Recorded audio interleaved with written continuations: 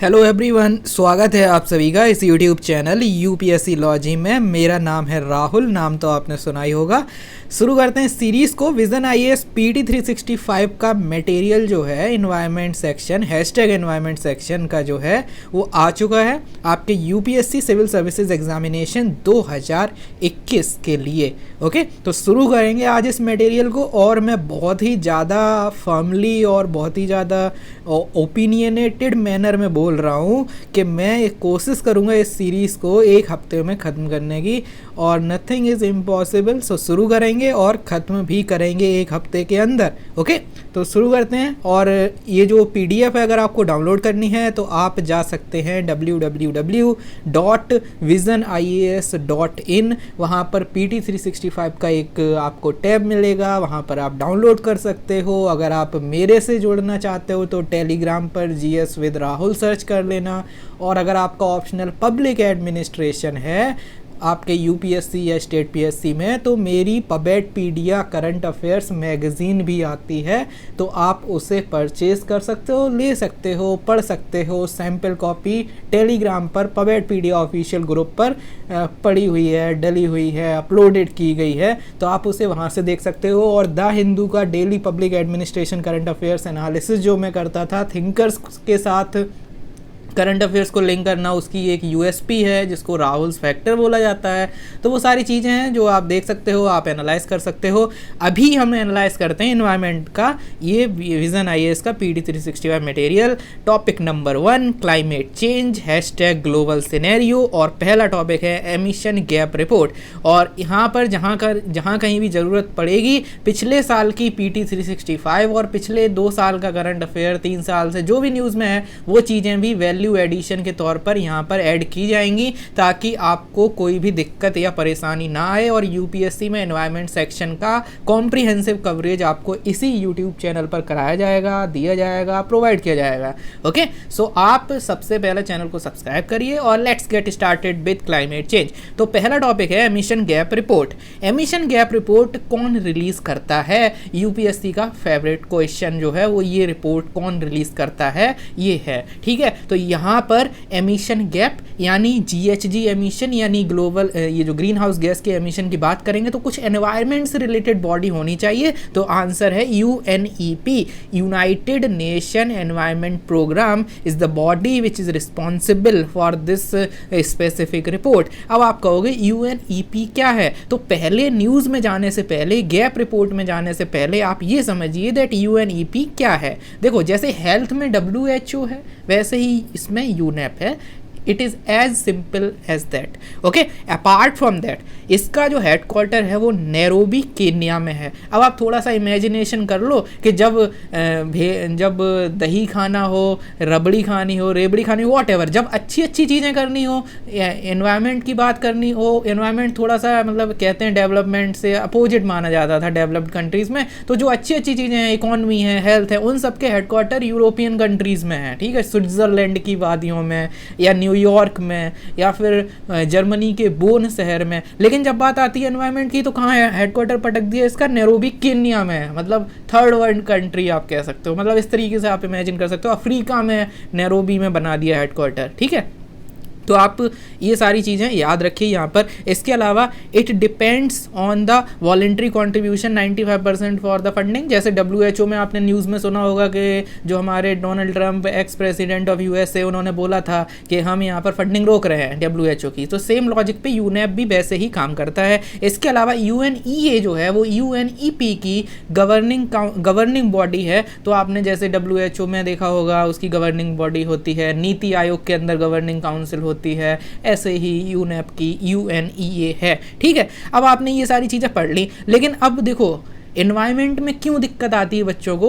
अब आपने देख लिया, you are basically reading the best material in the UPSC arena जो है विजन आईएएस का। ठीक है, बट स्टिल यहाँ पर ये नहीं लिखा कि यूनेप कब बना था, क्यों बना था, क्या बैकग्राउंड था, नहीं लिखा है। लिखा है कहीं? नहीं लिखा है। तो ये चीज़ याद रखनी है कि 1972 में यूनेप बना था। उसके पीछे रीज़न ये था कि 1972 के टाइम पर क्या चल रहा था, UN की जो कॉन्फ्रेंस हुई थी आपकी ह्यूमन ह्यूमन डेवलपमेंट से रिलेटेड जो कॉन्फ्रेंस हुई थी, स्टॉकहोम वाली जो कॉन्फ्रेंस हुई थी 1972 में, और उस वजह से यहाँ पर ये यूनेप बना था उसी के बाद में, और 1972 में 5 जून को बना था। That's why we have this environment day on 5 June itself. Okay, तो ये आपको याद रखना है। अब आप ऐसे एक क्रोनोलॉजी और याद करने की कोशिश करो कि मैंने अभी क्या बोला, मैंने बोला 1972 में एक कॉन्फ्रेंस हुई थी ह्यूमन डेवलपमेंट से रिलेटेड, वहाँ पर आपकी स्टॉकहोम में, स्वीडन में, ठीक है।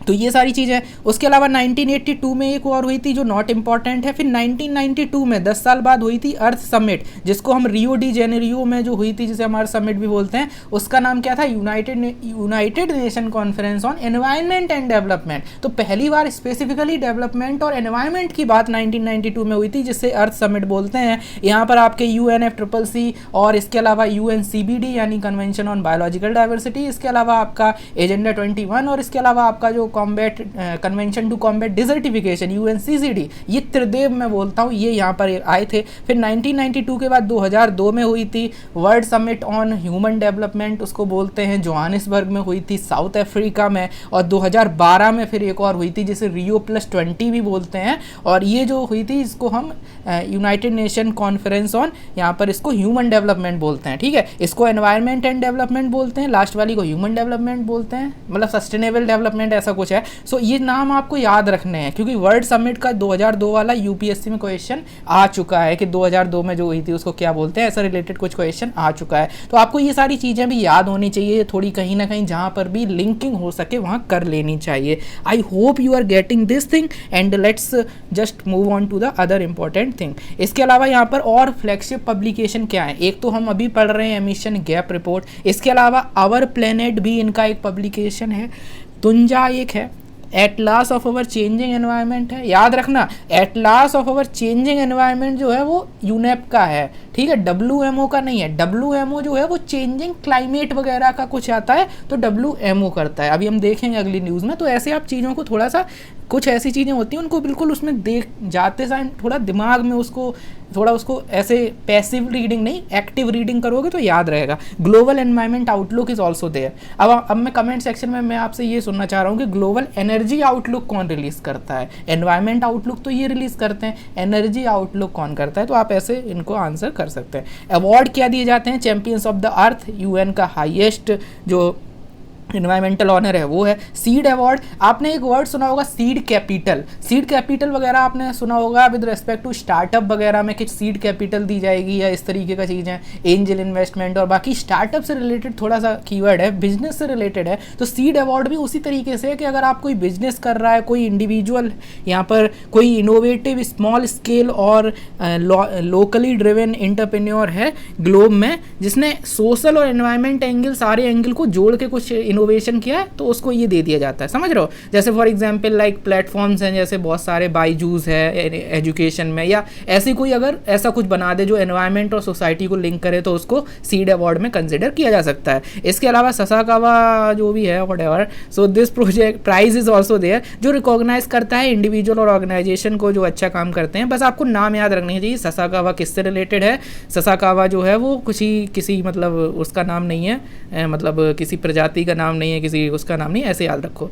इसके अलावा यूनेप जो है वो होस्ट करता है कुछ और चीज़ों के, मतलब कुछ और एग्रीमेंट का सेक्रेटेरिएट भी यूनेप के सेक्रेटेरिएट में जोड़ के बना दिया गया है, मतलब समझ रहे हो। तो ये है, तो यहाँ पर जो मैंने बताया था त्रिदेव हैं, तो वहाँ का जो CBD है, CBD का हेडक्वार्टर जो सेक्रेटेरिएट है वो इसी के साथ मिक्स है, नैरोबी के साथ। इसके अलावा जो साइट्स है और जो CMS है, देखो कभी कोई स्पीसीज पढ़ते हो तो क्या पढ़ते हो, साइट्स में क्या स्टेटस है, कौन से शेड्यूल में है, CMS का भी पढ़ लेते हो, और वाइल्ड लाइफ प्रोटेक्शन एक्ट तो चलो इंडिया का लोकल है तो उसको हम नहीं देखेंगे, लेकिन इंटरनेशनल लेवल पर साइट्स और CMS का स्टेटस, IUCN के अलावा कौन कौन से स्टेटस पढ़ते हो, साइट CMS, तो दोनों साइट्स और CMS यहाँ पे लिखे हुए हैं। इसके अलावा तीन और, एक त्रिदेव तो हमने अभी देखा था, एक तीन और एक थोड़े से बहुत रिलेटेड हैं, बेसिल, रॉटरडैम और स्टॉकहोम कन्वेंशन, इनका भी यहीं पर है। और ये जो VM है, दिस वियना कन्वेंशन और आपका इसके अलावा मीनामाटा कन्वेंशन, ये वियना और मीनामाटा भी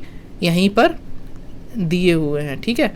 वियना कन्वेंशन और Minamata convention. Minamata convention mercury से एसोसिएटेड है और वियना कन्वेंशन आपको पता होगा ओजोन लेयर से एसोसिएटेड है। उसका फिर प्रोटोकॉल भी आया था, मॉन्ट्रियल प्रोटोकॉल, बाद में किगाली अमेंडमेंट भी उसी से रिलेटेड है। तो आपको ये क्रोनोलॉजी भी पता होगी। तो आपको ये बस याद रखने कि वी है, एम है, बाकी जो आपके त्रिदेव थे वो 3 यहाँ पर, एक ये त्रिदेव का मतलब इसको त्रिदेवी बोल लो, अलग अलग कंफ्यूज हो जाओगे। तो बेसल, रॉटरडम, स्टॉकहोम और बाकी जो है उसका सीवीडी है, बाकी 2 नहीं है यहाँ पे, ठीक है। बाकी कहाँ पे हैं वो आप बताएंगे कमेंट सेक्शन में कि सीसीडी यानी कन्वेंशन टू कॉम्बैट डिजर्टिफिकेशन और यूएनएफसीसीसी उनका कहाँ पे है हेडक्वार्टर, सेक्रेटेरिएट वगैरह, ठीक है। तो वो आप याद रखिएगा। तो ये सारी चीज़ें हो गई विद रिस्पेक्ट टू यूनेप। वापस आ जाते हैं रिपोर्ट की तरफ। रिपोर्ट ने ये बोला है, देखो पहला जो पॉइंट है बहुत ही ज़्यादा मतलब बच्चों वाला, जीएचजी एमिशन जो है वो बढ़ रहा है कंटिन्यूसली, ठीक है। अगर नहीं भी ये बोलेंगे तो भी हमें पता है हाँ बढ़ ही रहा है, ठीक है। तो ये पहला पॉइंट हो गया। और बाकी फैक्ट वगैरह इतना ज़्यादा घुस के तैयार करने की जरूरत नहीं है, बस ऐसे याद कर लो कि हाँ बढ़ रहा है, 4% पर ईयर बढ़ रहा है सिंस 2010, ठीक है। तो ये चीज़ है। और अभी 2019 में थोड़ा ज़्यादा ही बढ़ गया, 2.6 बढ़ गया। द रीज़न बीइंग कि बहुत ज़्यादा फॉरेस्ट फायर वगैरह हुए हैं, तो आपको ये चीज़ पता होनी चाहिए। इसके अलावा फॉसिल CO2 एमिशन नंबर 1 है। अब आप कहोगे यार अब हम फॉसिल CO2 एमिशन कैसे याद करें। देखो समझने की कोशिश करो, मैं आपको एक पिछले साल का करंट अफेयर एक साथ में करा देता हूँ।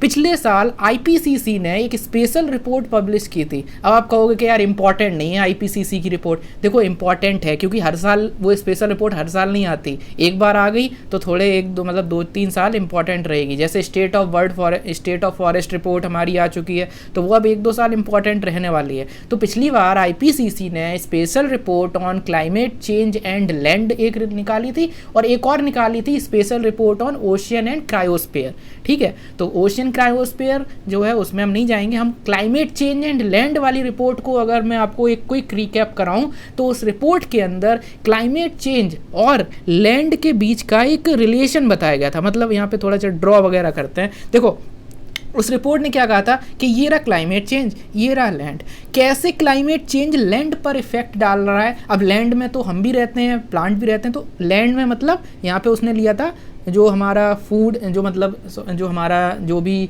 फूड सिक्योरिटी का चीज़ें हैं, मतलब जो प्लांट डाइवर्सिटी ये है, तो फूड सिक्योरिटी और इन चीज़ों पर कैसे क्लाइमेट चेंज ने कैसे इन चीज़ों पर अफेक्ट डाला। तो आपको पता है क्लाइमेट चेंज की वजह से बेमौसम बरसात होती है, उससे फूड सिक्योरिटी जो है लैंड पर वो खतरे में आ रही है। क्यों? क्योंकि बहुत सारी चीज़ें हैं, मतलब क्लाइमेट चेंज हो रहा है तो बारिश ऊट पटांग हो जाती है, सर्दियों में बारिश हो, गर्मियों में बारिश, मतलब समझ रहे हो, इधर उधर हो जाता है। तो वो चीज़ है, उससे फसलें बर्बाद होती हैं, उससे जो हमारा फूड जो हमारा जो प्रोडक्ट्स वगैरह हैं वो कम हो जाते हैं। तो this is the climate change का इफेक्ट ऑन लैंड। इसके अलावा और भी चीज़ें होती हैं। आप टेक्निकल एनवायरनमेंट में जाओगे, मतलब उसकी बहुत ज़्यादा साइंटिफिक बनोगे तो आप पता चलेगा आपको कि जो क्लोरोप्लास्ट वगैरह है उस पर इफेक्ट होता है, तो उससे भी जो न्यूट्रिएंट्स वगैरह हैं वो भी कम होते हैं अगर क्लाइमेट बढ़ता है, ठीक है। तो ये सारी चीज़ें हैं।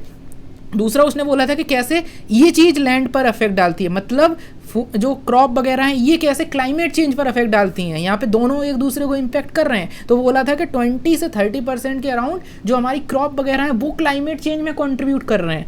तो अब आप कहोगे कि यार फॉरेस्ट भी तो होता है, लेकिन वो तो यार ग्रीन सिंक की तरह काम करता है। हम एक ग्रीन कार्बन का कॉन्सेप्ट पढ़ते हैं कि ये तो कार्बन कैप्चर एंड स्टोरेज में हेल्प करता है फॉरेस्ट, है ना। जैसे ब्लू कार्बन ओशियन करता है, वैसे ही ग्रीन कार्बन कौन करता है? फॉरेस्ट। लेकिन देखो फॉरेस्ट की बात अलग है और जो वीट राइस टाइप की फसलें उगाते हैं उसकी बात अलग है, क्योंकि एक ही साल में वो जितना कार्बन स्टोर करता है उसने उतना फिर लोग जला देते हैं, पराली जला देते हैं, जो भी है व्हाटएवर। तो उन चीज़ों से अल्टीमेटली वो भी एक एमिशन में एक रोल प्ले करता है। मैं ये सारी कहानी बकवास क्यों बता रहा हूँ, वो भी इम्पैक्ट करता है जो क्लाइमेट जो मतलब आपका एग्रीकल्चर वगैरह वाली चीज़ें हैं। इसी वजह से यूपीएससी ने इससे रिलेटेड क्वेश्चन भी पूछा है मेन्स आंसर राइटिंग या मेन्स के एग्जामिनेशन में 2020 में, तो वो भी करता है। लेकिन फॉसिल CO2 सबसे ज़्यादा करता है, ये बस बात है। बाकी कहानी मेन्स में आपको काम आएगी। इसके अलावा G20 कंट्रीज जो हैं वो बल्क ऑफ एमिशन यहाँ पे करती हैं। यहाँ लिखा नहीं है लेकिन लास्ट ईयर वाली रिपोर्ट में स्पेसिफिकली ये चीज़ एक हुई थी कि 78% ग्लोबल जो GHG एमिशन है वो G20 कंट्रीज करती हैं। और जो टॉप के 4 एमिटर हैं वो 57% करते हैं। बस आपको इतना एक बड़ा आइडिया होना चाहिए कि टॉप के जो 4 हैं, जिसमें चाइना, यूएस, यू और यूके आते हैं, और इंडिया भी, सॉरी, तो ये 3-4 जो शुरू के आते हैं, ये जो है 55% कॉन्ट्रीब्यूट करते हैं, और G20 78 करती हैं। तो आप ऐसे याद रख सकते हो। इसके अलावा करंट जो INDC है, INDC जो है वो वार्सो मैकेनिज्म या वार्सो के अंदर जो अर्थ समिट का मतलब UNFCCC की जो वार्सो समिट हुई थी, उसके अंदर, उसकी उस COP के अंदर, उस कॉन्फ्रेंस ऑफ पार्टी में INDC को लाया गया था। ये फैक्ट आपको याद होना चाहिए। और वार्सो के अंदर ही लॉस एंड डैमेज का मैकेनिज्म भी यहाँ पर शुरुआत हुई थी। ये सारे पॉइंट आपको बेसिक पता होने चाहिए, ठीक है। अभी यहाँ क्या बात हो रही है कि INDC जो है would lead to temperature increase of at least 3%। हमारा टारगेट कितना है? 1.5%। वर्स्ट केस सिनेरियो में 2%, लेकिन यहाँ कितना बढ़ जाएगा अगर अभी की जो INDC हैं वो भी हम पूरे कर दें तो 3%, ठीक है। और INDC में इंडिया का क्या क्या टारगेट है? 33 to 35% ऑफ एमिशन इंटेंसिटी को कम करना है, ठीक है। 40% जो है वो ये मतलब फॉसिल बेस्ड और ये सारी चीज़ें इन पर बेस्ड एनर्जी लानी है। और इसके अलावा 2.5 से 3 बिलियन जो है, इतना सारा टन जो कार्बन जो मतलब फॉरेस्ट वगैरह जो है, इतना जो लेकर आना है, इतना बिलियन, ठीक है। तो ये सारी चीज़ें आपको पता होंगी आपके बैकग्राउंड नॉलेज से। इसके अलावा यहाँ पर बोला है कि around 2/3 of the global emission are link to the private household activities. Private household activities से बहुत ज़्यादा ग्लोबल जो मतलब GHG एमिशन होता है। इसको आप लिंक कर सकते हो जब आप कोई आंसर लिख रहे हो with respect to your Ujjwala Yojana, जो प्रधानमंत्री उज्ज्वला योजना है, जिसमें गैस सिलेंडर दिए जाते हैं, indoor air pollution, indoor gas, green house gas emission, उन चीज़ों में भी आप इसको कहीं पर ऐड कर सकते हो for your mains answer writing. इसके अलावा कोविड-19 का इफेक्ट हर जगह है, तो यहाँ पर वो तो मुद्दा हर जगह आप लगा सकते हो। इसके अलावा एक रिलेटेड टर्म है ट्रिपल इमरजेंसी। एक यहाँ पर रिपोर्ट आई है market peace and nature, sorry making peace with nature, ये रिपोर्ट भी यूनेप लाया है। इसमें एक कॉन्सेप्ट है ट्रिपल इमरजेंसी। यहाँ पर कोई आर्टिकल 352, 356 और 360 वाली नहीं है। यहाँ पर जो ट्रिपल इमरजेंसी का मतलब है वो ये है कि यहाँ पर आपको CP भी याद रखना है। जैसे आपने पढ़ा होगा वाटर एक्ट के अंदर CPC भी बनाया गया था, ठीक है। वाटर एक्ट 1974 के अंदर बनाया गया था, आपको ये भी पता होना चाहिए। CPC भी एक स्टैट्यूटरी बॉडी है जो सेंट्रल पॉल्यूशन कंट्रोल बोर्ड है। UPSC 2 बार पूछ चुका है इस पर क्वेश्चन, ठीक है। तो CPC भी बनाया गया था। वैसे ही आप CPCB में CPB याद कर लो, क्योंकि C तो रिपीट हो रहा है। तो CPB का मतलब है climate change, biodiversity loss and pollution, not air pollution, ये चीज़ ध्यान रखना, पॉल्यूशन, ठीक है। UPSC अगर एयर कर दे तो काट देना उसको वहाँ पे, ठीक है। इन चीज़ों का ध्यान रखना चाहिए हम लोग को जब आप प्रिपरेशन कर रहे हैं। एयर नहीं है, सिर्फ पॉल्यूशन। CPB ट्रिक याद रहेगी, आप इसे याद रखिए कि ट्रिपल इमरजेंसी का मतलब ये है। इसके अलावा एक cooling emission and policy synthesis report, ऊपर वाली क्या थी? Making peace with nature. देखो पीस, देखो अभी आप ऐसे लिंक कर सकते हो। अभी रिसेंटली वर्ल्ड फूड प्राइज किसे मिला? वो मिला, सॉरी, वर्ल्ड जो मतलब नोबेल प्राइज इन पीस जो है, पीस में प्राइज किसे मिला? वो मिला वर्ल्ड फूड प्रोग्राम को, क्योंकि फूड जो है वो पीस से लिंक्ड है।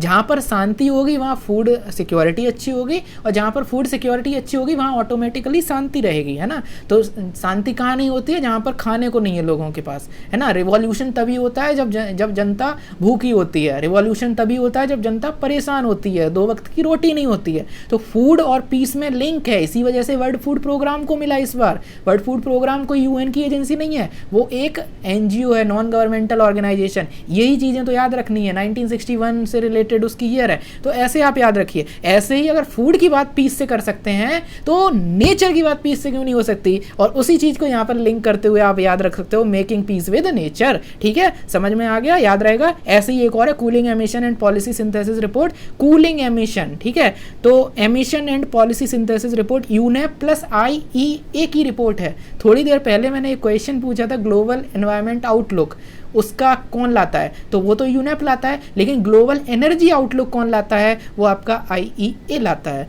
तो इंटरनेशनल एनर्जी एजेंसी, ये जो है OECD के अंदर एक इनिशिएटिव है, इंटरनेशनल एनर्जी एजेंसी। अगर कोई कंट्री इस IEA का मेंबर बनना चाहती है तो उसे OECD का मेंबर होना पड़ेगा। 1974 में ये आया था, जब 1973-74 में एनर्जी क्राइसिस, ऑयल क्राइसिस, ये सारी चीज़ें चल रही थी, तब ये बनाया गया था energy security systematically energy agency, international energy agency under OECD framework, ठीक है। अभी इसमें 30 मेंबर्स हैं, इसमें 8 एसोसिएट मेंबर हैं, इंडिया एसोसिएट मेंबर है IEA के अंदर, ठीक है। तो ये सारा हो गया बैकग्राउंड। IEA और यूनेप इन दोनों ने मिलके cooling emission and policy synthesis report निकाली है, ठीक है। यहाँ पर इंक्रीजिंग डिमांड फॉर कूलिंग की डिमांड जो है वो इंक्रीज हो रही है। जैसे फॉर एग्जांपल पहले कूलिंग की इतनी डिमांड नहीं थी, क्योंकि देखो गर्मी पड़ रही है, हीट स्ट्रोक्स और बाकी जो हीट वेव्स चलने लगती हैं गर्मियों के टाइम में। अभी हमने देखा था एमिशन गैप रिपोर्ट, या हम आगे देखेंगे भी कि टेम्परेचर बहुत ज़्यादा है, 2020 में भी considered as the hottest year, है ना। तो इस वजह से क्या है, कूलिंग डिमांड भी बढ़ रही है। तो इसी वजह से ये चीज़ cooling emission and policy synthesis उस चीज़ को एनालाइज करेगी। इसे आप लिंक कर सकते हो इंडिया का कूलिंग एक्शन प्लान के साथ। इंडिया का एक नेशनल कूलिंग एक्शन प्लान है और India is one of the शुरुआती कंट्री जो इस चीज़ को लेकर आई है अपने इनिशिएटिव में, अपने पॉलिसी मेकिंग में, ठीक है। तो नेशनल कूलिंग एक्शन प्लान जो बात करता है कि हमारी जो बिल्डिंग्स हैं, जो हमारे स्ट्रक्चर्स हैं, जो हमारा इंफ्रास्ट्रक्चर है, वो ऐसा बनाया जाए ताकि वो जो कूलिंग एक्शन जो मतलब उसकी एक तो वो जो GHG एमिशन वगैरह है वो ज़्यादा ना करे। जैसे फॉर एग्जांपल कुछ चीज़ें ऐसी होती हैं जो GHG एमिशन, जो कुछ पेंट्स ऐसे होते हैं, कुछ ऐसे वोलेटाइल सब्सटेंस होते हैं जो एनवायरनमेंट के लिए सही नहीं होते, तो उन चीज़ों को कम किया जाए। प्लस ऐसे स्ट्रक्चर बनाए जाए, वेंटिलेशन ऐसा हो। कुछ जगह आपने देखी होंगी कि आप कहीं जाओगे, वहाँ पर जाओगे तो एकदम से कितनी भी गर्मी हो वहाँ पर आपको ठंडी हवा ही लगेगी, इतना अच्छा वेंटिलेशन होता है कुछ जगहों का। तो ऐसी सारी चीज़ों को पॉलिसी के अंदर लाया गया अंडर कूलिंग एक्शन प्लान। वैसे ही आप इसे यहाँ पे लिंक कर सकते हो। जब आप उसकी बात कर रहे हो तब आप ये भी लिख सकते हो कि एज पर यूनेप और IEA की जो जॉइंट रिपोर्ट है वहाँ पर भी इन चीज़ों पर ध्यान दिया जा रहा है। प्लस किगाली अमेंडमेंट, ये सारी चीज़ें हैं। यूनेप हमने पढ़ लिया है। अब बात करते हैं एडेप्टेशन गैप रिपोर्ट की। सबसे पहले आप पूछोगे कि यार ये एडेप्टेशन क्या होता है। देखो, दो टर्म होते हैं, एक होता है एडेप्टेशन, एक होता है मिटिगेशन। देखा यहाँ पे ये चीज़ समझ आ रही है। अब आपको इसको एनालाइज करके बताते हैं। एडेप्टेशन का मतलब है जैसे कोई चीज़ हो रही है, कोई चीज़ बुरी हो रही है, वो होता है ना गांधी जी के बंदर जो होते हैं, तो उस तरीके का है। मतलब अगर आपके साथ कुछ बुरा हो रहा है तो आप गांधी जी के बंदर की तरह आप बुरा नहीं सोचिए, आप मतलब उसी में अडेप्ट करिए। ऐसा नहीं कि आप किसी को मारने चले गए। गांधी जी का आइडिया यही तो था कि आप किसी के साथ किसी दूसरे, अगर आप किसी और को नहीं बदल सकते तो आप अपने आप को उसी में ढाल लो, ठीक है। तो एडेप्टेशन क्या है कि क्लाइमेट चेंज तो होगा, क्लाइमेट चेंज हो रहा है, क्लाइमेट चेंज तो होगा, तबाही आने वाली है, ऐसा कुछ है। तो एडेप्टेशन हम कर रहे हैं, हम मतलब अपने आप को थोड़ा उसके हिसाब से एकोमोडेट कर लें, उसे हम एडेप्टेशन कहते हैं। और मिटिगेशन कहता है कि नथिंग इज़ इम्पॉसिबल, ठीक है, एवरीथिंग इज़ पॉसिबल। और इस वजह से हम क्लाइमेट चेंज से लड़ेंगे, उसको कम कर देंगे। और एडेप्टेशन कहता है कि यार ठीक है, नहीं कर पाएंगे, हमसे ना हो पाएगा, लेकिन हम अपने आप को उसके लिए ढाल लें,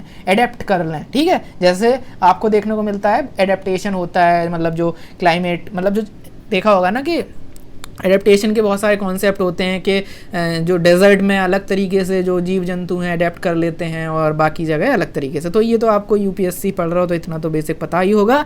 वापस आ जाते हैं, एडेप्टेशन गैप रिपोर्ट 2020 यूनेप ने रिलीज़ की है और की हाईलाइट ये है कि 72% of the country in the world उन्होंने एटलीस्ट एक यहाँ पर नेशनल लेवल एडेप्टेशन प्लानिंग कुछ बनाया हुआ है, ठीक है। मतलब कुछ ना, ऐसा नहीं है कि बिल्कुल मतलब कुछ भी चल रहा है, ठीक है। तो जैसे इंडिया का अगर आप अब यहाँ पर लिखा नहीं है, लेकिन मान लो कि UPSC ये नहीं पूछेगा। देखो UPSC आजकल क्वेश्चन कैसे पूछ रहा है, अब एडेप्टेशन गैप रिपोर्ट आ गई, ये आ गया, लेकिन UPSC ये पूछेगा कि which of the following given below are considered as the initiative to basically propel or to propagate the idea of adaptation के आइडिया को ध्यान में रखते हुए कौन सा policy initiative government of India लेकर आई है, ठीक है। तो वहाँ पर ऑप्शन दे देगा कि PM कुसुम योजना, PM ये उज्ज्वला योजना, ठीक है। और फिर नीचे लिख देगा एक लिख देगा CDRI coalition for disaster resilient infrastructure, और एक लिख देगा इंटरनेशनल सोलर अलायंस। बताइए, बन गया मॉक आंसर। फिर नीचे लिख देगा 1 2 3 1 2 4 2 3 4 लाइकवाइज, ठीक है। इसका आंसर क्या होगा, इसका आंसर आपको एनालाइज करना पड़ेगा। देखो सोलर अलायंस में क्या होता है, सोलर अलायंस के अंदर हम कम कर रहे हैं, हम मिटिगेट कर रहे हैं, हम फॉसिल फ्यूल ला के चीज़ों को मिटिगेट कर रहे हैं कि यार कोल, पेट्रोलियम, नेचुरल गैस नहीं जलाएंगे और हम मिटिगेट करेंगे, हम लड़ सकते हैं, नथिंग इज इम्पॉसिबल। लेकिन CDRI, coalition for disaster resilient infrastructure, जब हम उसकी बात कर रहे होते हैं तो हम ये नहीं कह रहे होते कि हम इसको रोक देंगे, हम कह रहे होते हैं कि यार वो तो तबाही तो आनी है, तो हम उसको अपने जो डिजास्टर रेजिलिएंट हम घर बनाएंगे, हम रेजिलिएंट होंगे, हम उससे लड़ने की अपनी ताकत बढ़ाएंगे, क्लाइमेट चेंज का हम कुछ नहीं कर रहे। तो this is something that is called as the adaptation. I hope you are getting. और यूपीएससी इस लेवल पर जाकर यूपीएससी एमसीक्यू पूछ रहा है आजकल, समझ गए? तो ये आपको पता होना चाहिए, एडेप्टेशन रिपोर्ट। और यहाँ पर सिंपल सी बात ये है कि जो एडेप्टेशन कॉस्ट है वो यहाँ पर ज़्यादा हो चुका है एडेप्टेशन फाइनेंस से, ठीक है। एडेप्टेशन कॉस्ट जो है वो यहाँ पर ये लिखा हुआ है कि एडेप्टेशन कॉस्ट जो है वो आउटपेस कर दिया है उसने एडेप्टेशन फाइनेंस को। मतलब एडेप्टेशन फाइनेंस क्या है कि कुछ कंट्रीज़ पैसे वगैरह दे रही हैं, कुछ एजेंसीज यूनेप टाइप की पैसे वगैरह दे रही हैं कि जा सिमरन जा, जी ले अपनी ज़िंदगी, जा एडेप्टेशन कर ले जाके। लेकिन फिर वो एडेप्टेशन का जो पैसा मिला वो है फाइनेंस, ठीक है, कि हम गरीब हैं, हमें इंडियन आइडल बना दो। हमने जाके बोला कंट्रीज से, मतलब यूनेप वगैरह से, वर्ल्ड बैंक वगैरह से, उन्होंने हमें 1 करोड़ रुपए दे दिए। लेकिन अब ये हो गया एडेप्टेशन फाइनेंस, ठीक है, कितना मिल गया। लेकिन एडेप्टेशन कॉस्ट जो है वो मान लो 2 करोड़ आने लगा। तो यही चीज़ यहाँ कही जा रही है कि एडेप्टेशन कॉस्ट जो है उसने आउटपेस कर दिया है एडेप्टेशन फाइनेंस को। फाइनेंस हमें मिल नहीं रहा, कॉस्ट बढ़ गया है क्योंकि अब और ज़्यादा चीज़ें हो गई हैं, ठीक है, समझ गए? ये चीज़ यहाँ पर बोली गई है, कोविड-19 के इम्पैक्ट हैं। और बाकी बोला गया है कि जो डेवलपिंग कंट्रीज है वहाँ पे एनुअल कॉस्ट ऑफ एडेप्टेशन जो है वो यहाँ पर बढ़ी हुई है। तो वो सारी चीज़ें हैं, तो आप सिंपली इसको याद रख सकते हो, ठीक है। इसके अलावा की सजेशन क्या है? की सजेशन याद रख लो, नेचर बेस्ड सॉल्यूशन होने चाहिए। नेचर बेस्ड सॉल्यूशन क्या होता है? जैसे सोलर एनर्जी, सस्टेनेबल एनर्जी, और जो एनर्जी मिक्स है उसमें नेचुरल गैस और बायो इथेनॉल वगैरह वगैरह, तो वो फॉसिल फ्यूल को कम करना, अदर जो रिन्यूएबल एनर्जी उनको बढ़ाना, आपको पता ही होगा इतना ये सब। इसके अलावा significant scaling up incentive for public private adaptation finance वगैरह। इसके अलावा अब यहाँ से हमें एक लिंक मिल गया कि चलो यार ग्लोबल ग्रीन फाइनेंस मैकेनिज्म के बारे में पढ़ लेते हैं, कैसे कैसे पैसा मिलता है, पैसा कैसे कैसे मिलता है। तो यहाँ लिखा है सबसे ऊपर ग्रीन क्लाइमेट फंड, लेकिन हम सबसे पहले पढ़ेंगे ग्लोबल एनवायरनमेंट फैसिलिटी। हम जैप को पहले पढ़ेंगे, global environment facility trust fund. ये फंड सिंपल याद रखो, यहाँ लिखा नहीं है लेकिन याद रखो, UNFCCC के अंदर। अब UNFCCC क्या है? जो मैंने त्रिदेव बताया था शुरू में, है ना, अर्थ समिट के अंदर, इसलिए मैंने पहले ही बता दिया है ना, अब मत कहना कि बताया नहीं था। ओके, तो UNFCCC जो है उसके अंदर आर्टिकल 11 ऑफ UNFCCC जो है वो बात करता है, मतलब वहाँ से बात हो रही है कि फाइनेंशियल मैकेनिज्म होना चाहिए। तो उसी फाइनेंशियल मैकेनिज्म के पर्सपेक्टिव में ग्लोबल एनवायरनमेंट फैसिलिटी जो है वो उसी UNFCCC के पावर्स वगैरह से बनाया गया, उसी रिलेटेड जो है फ्रेमवर्क कन्वेंशन से रिलेटेड बनाया गया, समझ आ गया। और वर्ल्ड बैंक इसका ट्रस्टी है, इस बैंक को मैनेज करने का काम, मतलब इस फैसिलिटी को, इस फंड को मैनेज करने का काम वर्ल्ड बैंक करता है। अब मोस्ट इंपॉर्टेंट, यूपीएससी के लिए ये फैक्चुअल चीज़ें इंपॉर्टेंट होती हैं वो, लेकिन अलग तरीके का फैक्ट्स होते हैं। जैसे ये चीज़ क्या बोल रही है कि यहाँ पर ये जो GEF का पैसा है ना, ये ऐसा नहीं है कि सिर्फ एक ही को काम आएगा, ये 5 यहाँ पर, जैसे 5 उंगलियाँ होती हैं ना हाथ में, वैसे ही 5 यहाँ पर इनिशिएटिव है जहाँ पर ये फंड काम आएगा। 5 में से एक तो हो गया ये त्रिदेव वाला, जो मैंने एक साथ ही पहले ही बता दिया था। क्या बताया था? UNFCCC, UNCBD और UNCCD, ठीक है, जो यहाँ पर लिखे हुए हैं। CCD ये रहा, FCCC ये रहा और CBD ये रहा, 3 तो निपट गए। बाकी बचे आपका, एक तो बचा स्टॉकहोम कन्वेंशन, जो मैंने बताया था त्रिदेव, ये तो त्रिदेव हैं, एक त्रिदेवी है ना, मैंने बताया था ना, बेसल, रॉटरडैम और आपका स्टॉकहोम। तो उसका जो स्टॉकहोम कन्वेंशन है वो यहाँ पर है, और मीनामाटा, ठीक है। अब मैं अगर लिंक करो इसी चीज़ को, अगर मैं पूछ दूं कि इनमें से यूनेप के हेडक्वार्टर नैरोबी केन्या में किसका सेक्रेटेरिएट बना हुआ है, तो आप उस वाली लिस्ट को रेफर करोगे, इस वाली लिस्ट को रेफर करोगे। और यूपीएससी कुछ ऐसा भी पूछ सकता है, या आप कोई मॉक वगैरह दोगे तो आ जाएगा कि कॉमन क्या है, या वगैरह वगैरह, कोई भी यहाँ पे परम्यूटेशन कॉम्बिनेशन लग सकता है। याद रखना इन चीज़ों को कि किसका हेडक्वार्टर कहाँ है, कौन कहाँ से पैसा ले रहा है, GEF में क्या है, बाकी सारी चीज़ें, ठीक है। तो आर्टिकल 11 की ये बात हो गई। अब बात होती है ग्रीन क्लाइमेट फंड की, ठीक है। अब ये कब बना था, पहला वाला 1992 में मैंने पहले ही बता दिया, ठीक है। अब ग्रीन क्लाइमेट फंड जो है ये थोड़ा सा कॉम्प्लिकेटेड है। ये कॉम्प्लिकेटेड क्यों है, क्योंकि ये थोड़ा लेट बना तो फिर कंट्रीज़ को इंटरेस्ट नहीं था, तो मतलब अगर देखो टाइम पे काम हो जाएगा तो बढ़िया बात है, लेकिन अगर पेंडिंग हो गया तो फिर पेंडिंग का तो पेंडिंग बना ही रहेगा। जैसे आपने अगर हिस्ट्री सोची थी, अगर आपने नहीं करी तो फिर अगर सोचा कि कल, तो कल करे सो आज कर, आज करे सो अब, और अगर नहीं किया अब तो फिर वो आगे बढ़ता रहेगा, ठीक है। ऐसे ही ग्रीन क्लाइमेट फंड, इसमें इतनी दिक्कत नहीं हुई, सीधा बन गया ये वाला, तो क्योंकि पहली बार में ही बन गया। लेकिन अब ग्रीन क्लाइमेट फंड जो है उसे बनाने में देखो कितनी दिक्कत हुई, दिखाता हूँ। ग्रीन क्लाइमेट फंड को बनाने के लिए कहाँ चला गया, इतनी दिक्कत हुई। देखो ये है, आपको मैं रेफ़र कर रहा हूँ PMFIS के नोट्स। तो ग्रीन क्लाइमेट फंड जो है COP 16 हुई 2010 में, उसमें डिसीजन हुआ कि भाई ग्रीन क्लाइमेट फंड बनाना है, ठीक। COP ये कहाँ हुई थी, COP 16 कैनकन में हुई थी, कैनकन समिट बोलते हैं। COP 17 हुई, उसके बाद वहाँ पे पार्टीज़ ने अप्रूव किया governing instrument for the GCF, legal approval दिया एक तरीके से। गवर्निंग, जैसे हमने अभी देखा था कि यूनेप की गवर्निंग बॉडी कौन है भैया, हमने देखा था UNEA है ना, और मैंने बहुत सारी फिर लिंक कर दी थी कि नीति आयोग की गवर्निंग काउंसिल होती है और WHO की भी गवर्निंग बॉडी होती है ना, WTO की भी होती है। तो ऐसे ही आपको यहाँ पे फिर बॉडी बनाई गई, और फिर 18 में ये जो हुआ, फिर यहाँ रिपब्लिक ऑफ कोरिया में GCF होस्ट हुआ। तो फाइनली जो ऑपरेटिंग हुआ वो 2013 में हुआ, ठीक है। और ये 16, 17, 18 जो हैं ये 2010, 2011 और 2012 की बात है respectively. I hope you are getting, ये थोड़ी सी निंजा टेक्निक है, याद कर लोगे तो बहुत फायदे में रहोगे कि 16, 17, 18, 2010, 11, 12, ठीक है। तो थोड़ा सा याद कर लिया करो बीच बाच में, जैसे यहाँ पे मैंने अभी बताया था वही चीज़ है। और 13 वाली ये सारी चीज़ें एक्स्ट्रा हैं, और सारी जो कन्वेंशन है not important as of now जो इम्पॉर्टेंट है वो ये है जो हम अभी पढ़ रहे थे, ठीक है। तो ये हो गया। इसके अलावा एडेप्टेशन फंड और स्पेशल क्लाइमेट चेंज फंड। देखो स्पेशल, अब पहले एडेप्टेशन बाद में देखेंगे। स्पेशल क्लाइमेट चेंज फंड जो है ये आपका मराकेश में, जो ऊपर वाला हमने देखा कि 2010, 11, 12 जो भी है 13 से ऑपरेट हुआ, तो वो हमने देखा था। लेकिन ये उससे पहले की बात है। स्पेशल क्लाइमेट चेंज फंड है, अभी हमने देखा था COP 16, 17, 18 देखा था ना, अभी बताया था मैंने 16, 17, 18। लेकिन ये जो स्पेशल क्लाइमेट चेंज फंड है, एक हुई थी आपकी COP 7 कहाँ हुई थी, मराकेश में, ठीक है, मराकेश में हुई थी। और यहाँ पर 2 फंड आए थे, एक तो स्पेशल क्लाइमेट चेंज फंड, एक आया था लीस्ट डेवलपमेंट कंट्रीज़ के लिए फंड, LDC फंड। वो इतना इंपॉर्टेंट नहीं है इसलिए यहाँ लिखा भी नहीं है, स्पेशल क्लाइमेट चेंज फंड लिखा हुआ है, और ये 2001 में बना था, ठीक है। पहला वाला गैफ या जेफ कब बना था, 1992 में, और वो वाला जो है वो 3 बार में बना था, 2013 तक ऑपरेट हुआ था, 2009 वैसे जो है वो ईयर इनिशियल वाली, लेकिन यहाँ पे ये 2001 की बात है, ठीक है।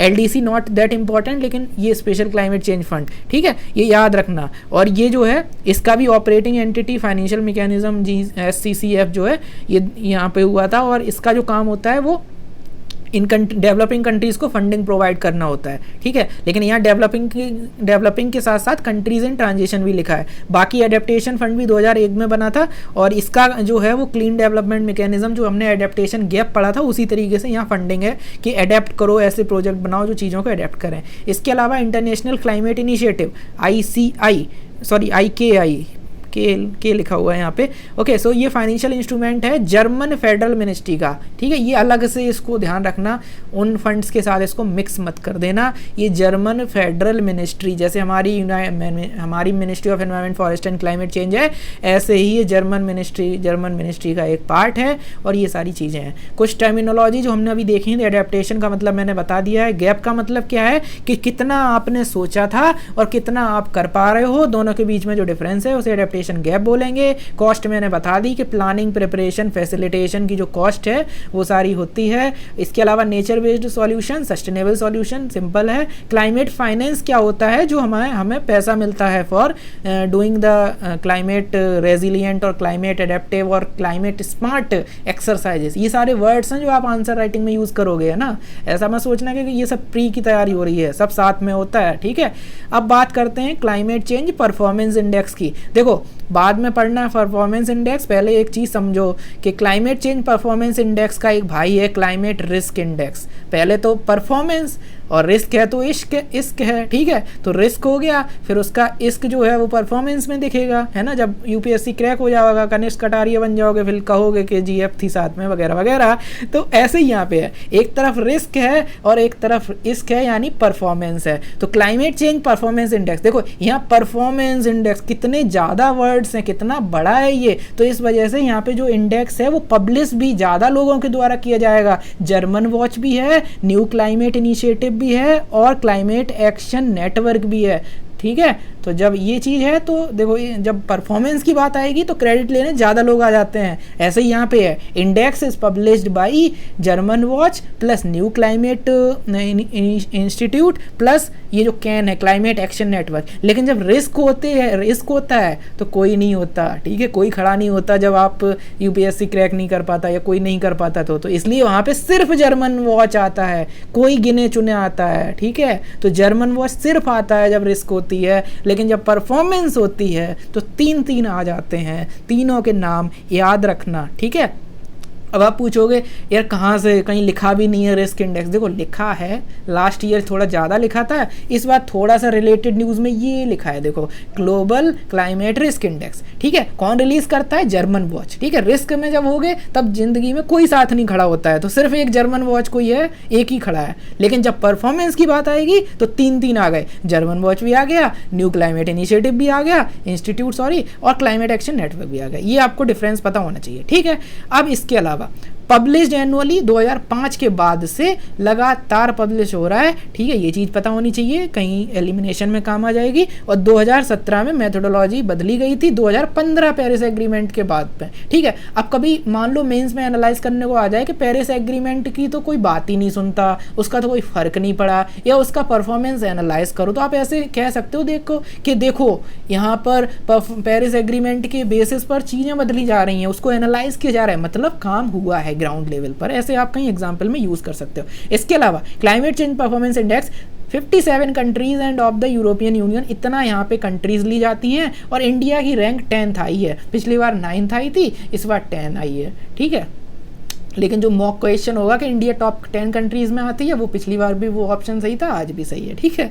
तो ऐसे आप याद रख सकते हो। इसके अलावा यहाँ पर ये 57 कंट्रीज़ हो गई। और अब आप कहोगे कि यार पैरामीटर वगैरह बहुत इंपॉर्टेंट होते हैं, यूपीएससी पैरामीटर पे क्वेश्चन पूछ देता है, कभी पूछ देता है आपका वर्ल्ड बैंक का पैरामीटर, कभी पूछ देता है आपका जो ये IMF का जो gender gap report, sorry not IMF, ये चीज़ गलत बोल दी मैंने, सॉरी, वर्ल्ड इकोनॉमिक फोरम का जो जेंडर गैप रिपोर्ट वगैरह है, उसमें कौन से पैरामीटर हैं। तो अभी मान लो CCPI पे पूछ दे, तो आप एकदम एक होता है ना जर्क, एक होता है, एक जर्क बॉलिंग की जाती है। अगर जो लोग क्रिकेट खेलते हैं जानते होंगे, एक जर्क बॉलिंग होती है, या एक फिजिक्स के स्टूडेंट हो तो एक जर्क होता है, मोमेंटम वगैरह। जर्क याद रख लो, GERC, G stands for GHG emission, E stands for आपका energy use, R stands for renewable energy and C stands for climate policy. अब आप कहोगे कि सर यहाँ पे GHG एमिशन पहले था, बाकी आपने ऑर्डर बिगाड़ दिया। देखो ऑर्डर बिगाड़ तो दिया, लेकिन उस ऑर्डर का कोई मतलब नहीं है, क्योंकि सबसे ज़्यादा GHG एमिशन 40% है, बाकी सारे 20-20-20 हैं, तो 20-20 में कोई दिक्कत की बात नहीं है। तो आप जर्क को ऐसे याद कर सकते हो, और आप इसको क्रोनोलॉजिकल क्वेश्चन में भी लिख सकते हो कि वेटेज के आधार पर उसका असेंडिंग डिसेंडिंग बनाइए, तो आप इसे लिख सकते हो, आपको कोई समस्या वहाँ पर नहीं आएगी। I hope you are getting. So CCPI के पैरामीटर हो गए। और यहाँ पर देखो परफॉर्मेंस करना इतना आसान अगर होता तो हर कोई डैश डैश डैश होता, ठीक है, हर कोई गालिब होता, ठीक है, अगर हर कोई शायरी बना लेता। सो दैट्स वाई यहाँ पर CCPI की एक बहुत खास बात है कि यहाँ पर पहली 3 रैंक छोड़ दी जाती हैं कि यार तुमसे ना हो पाएगा, किसी से ना हो पाएगा, तुमसे तो छोड़ो, किसी से ना हो पाएगा। फर्स्ट सेकंड थर्ड रैंक देते ही नहीं है, क्योंकि फर्स्ट रैंक थर्ड रैंक और सेकंड रैंक दे के मतलब गलत लगता है कि मतलब बहुत बड़ा तीर मार दिया है ना। तो इसलिए कुछ टीचर्स भी हमारी लाइफ में हमें मिलते हैं जो ऐसा पेपर सेट करते हैं, जो कुछ टीचर्स ऐसे मिलते हैं जो कहते हैं कि पूरे मार्क्स अगर आ गए तो टीचर की बेइज्जती है। ऐसे ही इन लोगों ने बना रखा है कि पूरा अगर फर्स्ट सेकंड थर्ड किसी को दे दिया तो हमारी बेइज्जती है। तो इन लोगों ने क्या रख रखा है, एक अजीब सी चीज़ है यहाँ पर कि रैंक ही खाली छोड़ दी गई है, ठीक है, यहाँ पर खाली रहेगा, कोई नहीं है फर्स्ट सेकंड थर्ड, किसी को gold medal, silver medal, bronze medal नहीं मिलेगा, ठीक है। तो ये चीज़ है, याद रखना, ये चीज़ याद रखने वाली बात है। कहीं पर एलिमिनेट वगैरह यूपीएससी कुछ ट्रिक करने की कोशिश करे, ट्रैप सेट करे, तो आप याद रखना कि यहाँ पर कोई नहीं है, ठीक है। इसके अलावा टॉप 10 में अगर G20 की बात करें तो European Union as a whole, UK, India top 10 में आते हैं। इंडिया 10th नंबर पे आता है और इंडिया की रैंक जो है बिकॉज ऑफ ये फैक्टर, आप कॉमन सेंस से बता सकते हो कि रिन्यूएबल एनर्जी में इंडिया की जो है वो मीडियम है, बाकी एनर्जी यूज, जीएचजी एमिशन, इन सब में इंडिया की जो परफॉर्मेंस है वो अच्छी है, ठीक है। ये सारी चीज़ें आपको सारी चीज़ें याद हो गई और इसी के साथ क्लाइमेट चेंज परफॉर्मेंस इंडेक्स खत्म हो गया। इसके अलावा यहाँ पर हमने देख लिया, जर्मन वॉच भी देख लिया। अब आपको बस एक चीज़ याद रखनी है, क्लाइमेट, ये जो ग्लोबल क्लाइमेट रिस्क इंडेक्स है, यहाँ पर India 7th worst hit country है। क्यों? क्योंकि देखो पिछली बार आप अगर पिछले साल की बात करो, क्योंकि ये पिछली बार ही आई थी 2019 के टाइम पर, ठीक है, तो वहाँ पर बहुत सारे फ्लड आए थे, मतलब साल भर यही होता रहा, इधर फ्लड आया उधर फ्लड आया, तो बहुत ज़्यादा लोग मतलब रिस्क में आ गए, इसलिए इसका रिस्क में इंडिया का पैरामीटर जो है वो बहुत ही 7th वर्स्ट हिट है। इसके अलावा आप एक चीज़ याद और रखो कि परफॉर्मेंस में सिर्फ 57 प्लस यूरोपियन यूनियन, ठीक है, इतने थे, लेकिन यहाँ रिस्क वाले में, ठीक है, क्योंकि जब आप मतलब परफॉर्मेंस में तो कम ही लोग याद रख, मतलब जो भी है आप ऐसे कुछ याद रख सकते हो। यहाँ पर कंट्रीज जो हैं वो 181 के समथिंग हैं, ठीक है। So this is what you have to remember कि यहाँ पर कंट्रीज भी जो हैं वो पैरामीटर जो एनालिसिस का है उसमें ज़्यादा है, ठीक है, यहाँ लिखा नहीं है बट आप याद रखिए कि 57 58 नहीं है, ज़्यादा है।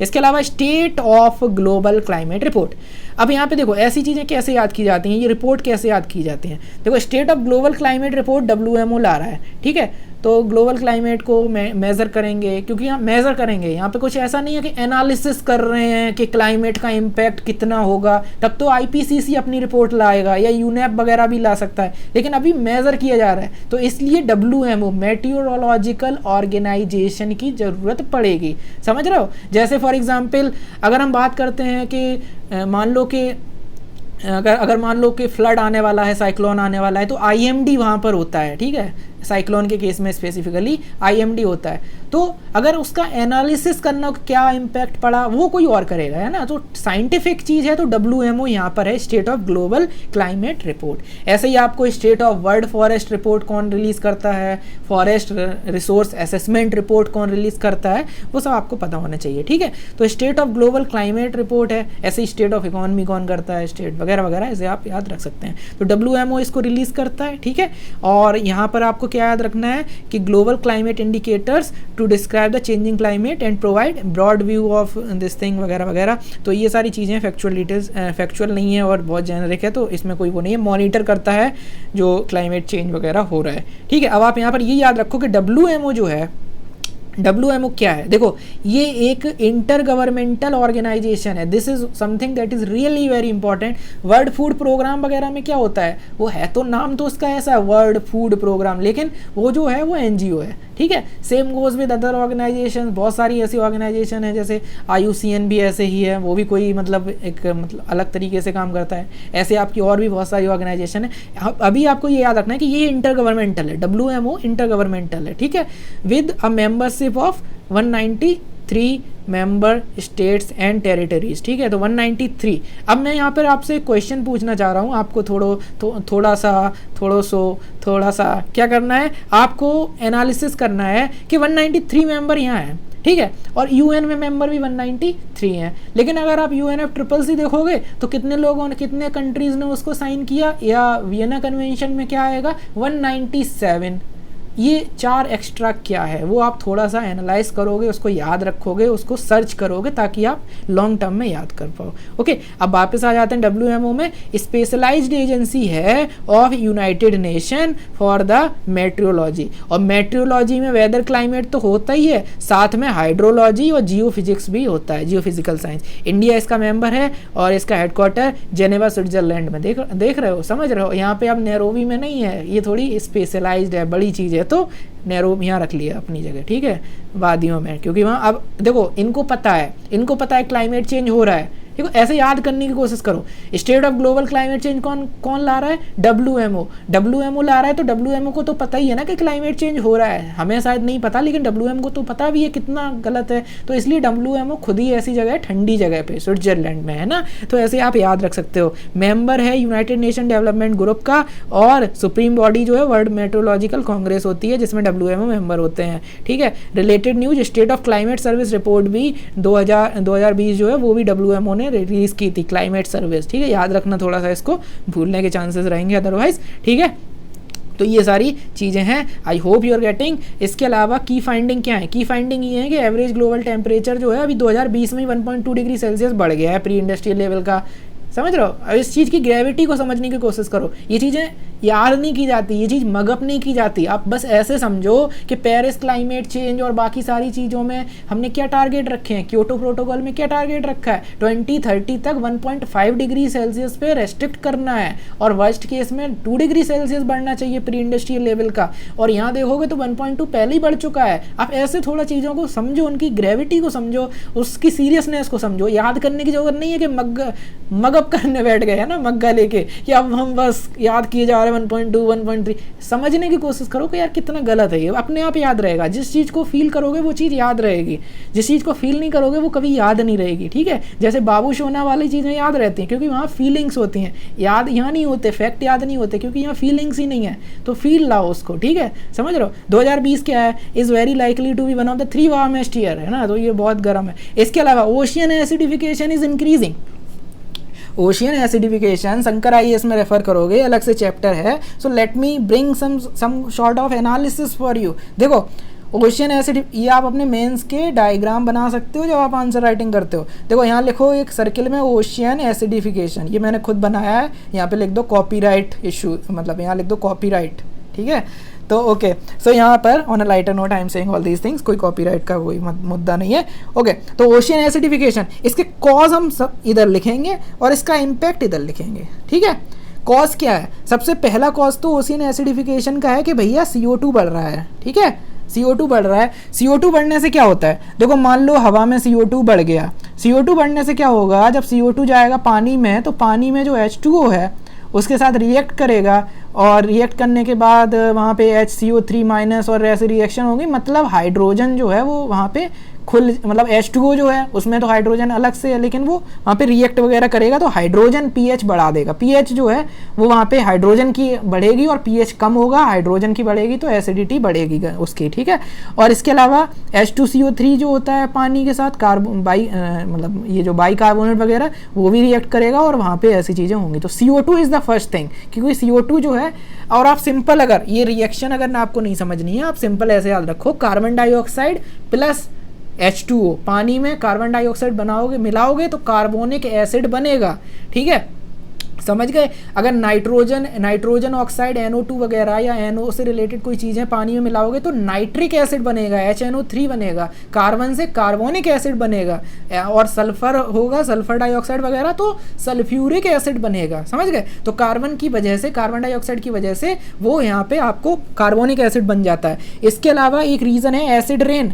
एसिड रेन क्यों हो रही है? देखो कार्बन डाइऑक्साइड सीधा तो ऐसे इम्पैक्ट कर रहा है, एसिड रेन क्योंकि एसिड होगा तो एसिडिटी तो आई जाएगी पानी में। एसिड रेन कहाँ से होगी? आपको पता है, जो आपके सल्फर डाइऑक्साइड, नाइट्रोजन ऑक्साइड्स वगैरह होते हैं, ठीक है। इसके अलावा एक रीज़न है यूथ्रोफिकेशन। ये बहुत बड़ा रीज़न नहीं है इसलिए हम इसे इग्नोर कर देते हैं, लेकिन जब आप कोई डायग्राम बना रहे हो तो आप लिख सकते हो क्योंकि तब आपकी एक एनालिटिकल अंडरस्टैंडिंग एग्जामिनर को दिख जाएगी, ठीक है। तो यूथ्रोफिकेशन से भी एसिडिटी बढ़ती है। कैसे यूथ्रोफिकेशन बढ़ेगा? यानी वहाँ पर डिजॉल्व ऑक्सीजन कम होगी। क्यों? क्योंकि यूथ्रोफिकेशन बढ़ता है, उसका मतलब क्या है कि वहाँ पर न्यूट्रिएंट्स बढ़ रहे हैं, न्यूट्रिएंट्स बढ़ रहे हैं, माइक्रो ऑर्गेनिज्म बढ़ेंगे, माइक्रो ऑर्गेनिज्म बढ़ेंगे तो वो जब वो ज़्यादा से ज़्यादा डिकम्पोज करेंगे तो डिकम्पोजिशन में ऑक्सीजन की रिक्वायरमेंट होगी, ऑक्सीजन खत्म होगी, बायोलॉजिकल ऑक्सीजन डिमांड बढ़ेगी, डिसॉल्व ऑक्सीजन कम होगी, और ऑक्सीजन अगर कम होगी तो ऑटोमेटिकली जो कार्बन डाइऑक्साइड है वो बढ़ जाएगा क्योंकि ऑक्सीजन कम रह गई है, ठीक है, समझ गए ये चीज़। तो ये चीज़ भी होती है। इसके अलावा एक रीज़न और आप समझ सकते हो, CO2 में भी एक एनालिटिकल के लिए आप याद रखिए,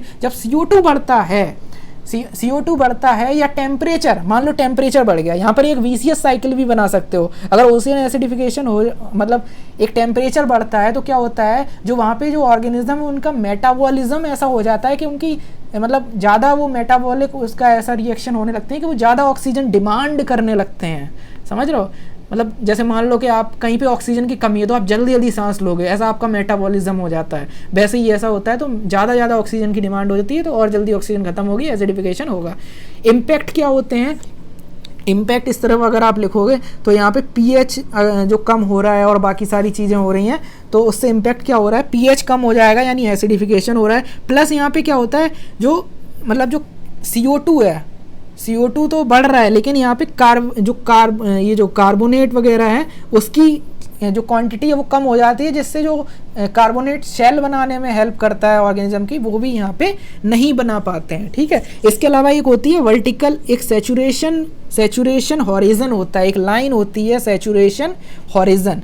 उस सैचुरेशन हॉरिजन की लाइन का वर्टिकल अपलिफ्टमेंट हो जाता है। मतलब सैचुरेशन हॉरिजन एक ऐसी लाइन है जिसके नीचे जो कार्बोनेट वगैरह है वो बहुत ज़्यादा अंडर सैचुरेटेड है, लेकिन ऊपर आओगे तो ओवर सैचुरेटेड है, ठीक है। मतलब नीचे जो है वो ऑर्गेनिज्म है वो उस कार्बोनेट में वो ऑर्गेनिज्म जो है वो घुल जाते हैं, उनकी शेल घुल जाती है। मतलब मान लो मैं एक ऐसा ऑर्गेनिज्म हूँ जिसके आसपास कार्बोनेट की लेयर है, प्रोटेक्टिव लेयर, ठीक है। लेकिन अगर मैं नीचे चला गया इसके तो वो घुल जाएगी क्योंकि अंडर सैचुरेटेड है, और मैं ऊपर आ गया तो वो एकदम स्ट्रांग रहेगी, ठीक है। अब मैं तो नीचे नहीं जाऊंगा क्योंकि मुझे पता है नीचे खतरा है, लेकिन क्या हो रहा है, एसिडिफिकेशन वगैरह की वजह से ये जो लेयर है ये लेयर ऊपर आ जा रही है, मैं तो कहीं नहीं जा रहा। लेकिन वो जो देखा है ना वो सीन होता है एक धमाल मूवी में कि मतलब इमेजिन करो 5 लोग खड़े हैं, तो 5 लोग में से क्या मतलब मान लो एक आगे आ गया, तो यहाँ पर आगे कोई नहीं आया लेकिन बाकी लोग पीछे हो गए, तो हमको अपने आप आगे आ गए। वैसे ही यहाँ पर हो रहा है ये चीज़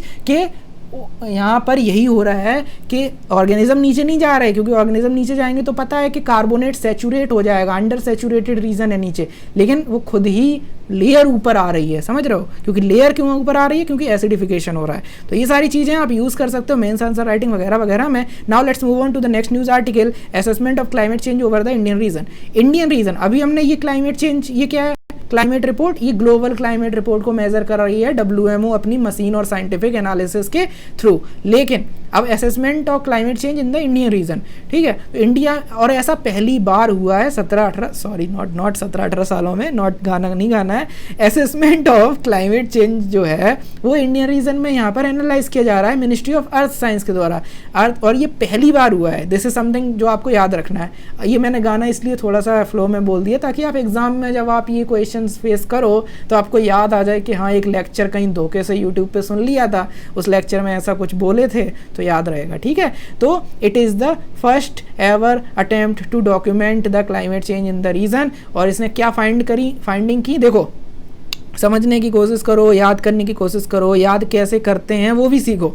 हिंदकुश हिमालय की रीजन की तरफ टेम्परेचर जो है वो 1.3 डिग्री राइज हुआ है। अब आप ऐसे सोचो यार, देखो सीधी बात ये है कि पहले से देखो UPSC में जैसे आप अगर आंसर राइटिंग में कुछ भी लिखोगे तो आप खुद से रिसर्च थोड़ी ना करोगे, आप इधर उधर से डेटा लिख के वहाँ लिखाते हो, अपना इंटेलेक्चुअलिज्म दिखाते हो, ठीक है, यही तो करते हो। ऐसा थोड़ी ना होता खुद ही मेजर करने घूम रहे हो।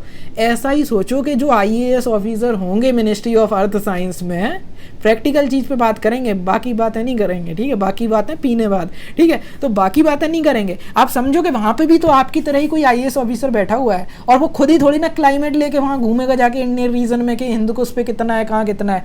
इन्होंने क्या किया, मैं बता रहा हूँ आपको सच बात, कि ऊपर WMO ने जो रिसर्च की थी ना, WMO ने क्या बोला था, अभी हमने देखा था 1.2 डिग्री, मैंने कहा था फील करो, तो वही फील इन्होंने किया। IAS जो मिनिस्ट्री ऑफ अर्थ साइंस के सेक्रेटरी होंगे, ठीक है, विद ड्यू रेस्पेक्ट, और इन्होंने 1.2 वहाँ लिखा था, तो इन्होंने सोचा कि चलो थोड़ी ऊंचाई पे 1.3 बोल देते हैं, तो इन्होंने यहाँ पे हिंदकुश रीजन में 1.3 बोल दिया और टाइम दे दिया 1951 से लेकर 2014 तक मोदी सरकार आई थी, उसके पहले तक इतना बड़ा, ठीक है। उसके बाद सी सरफेस टेम्परेचर, फिर ये लोग ऊपर से नीचे की तरफ चले गए इंडियन ओशियन रीजन की तरफ, वहाँ पे देखा टेम्परेचर जो है 1 डिग्री, है ना, समझ रहे हो। अगर सेम कर देंगे 1.2 तो क्या हो जाएगा, थोड़ा ये हो जाएगा चीटिंग की है ना, तो थोड़ा वहाँ 1.3 और यहाँ 1, ठीक है, थोड़ा इंटेलेक्चुअलिज्म यहाँ दिख रहा है।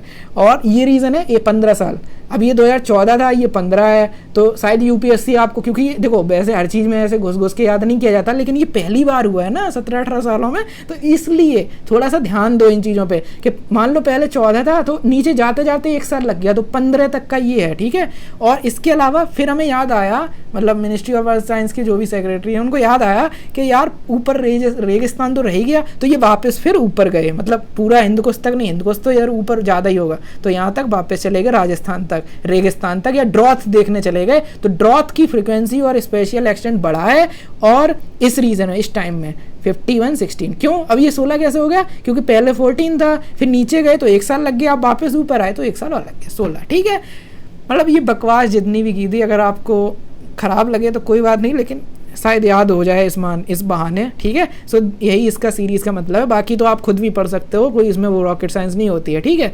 So this is it, and apart from that sea level rise हो रहा है, नॉर्थ ईस्टर्न ये हो रहा है तो हो ही रहा है, ठीक है, 1.06 से 1.77 mm पर ईयर, ठीक है। अब आप ऐसे तो ये चीज़ भूल जाओगे कि यार इतना 1.06 भूल जाओगे, लेकिन अगर इस चीज़ को फील करने की कोशिश करो कि what is the difference between जो मतलब चाय पे, मतलब नॉट चाय पे, जो ऐसे नुक्कड़ पे चर्चा कर रहे हैं कि हाँ क्लाइमेट चेंज हो रहा है, और एक आप हैं यूपीएससी एस्पिरेंट, ठीक है, तो क्या अंतर है? अंतर यही होना चाहिए ना कि अगर वो कह रहा है कि क्लाइमेट चेंज हो रहा है, आपको कितना हो रहा है, 1.06 से 1.75 mm पर ईयर, है ना, तभी तो कोई फ़ायदा है आपकी प्रिपरेशन करने का। तो कम से कम उसलिए एक पॉइंट याद कर लो तो अच्छा रहेगा, ठीक है, आंसर में अच्छा रहेगा। प्री में इतना इंपॉर्टेंट नहीं है, बट मेंस में you can use this thing as well.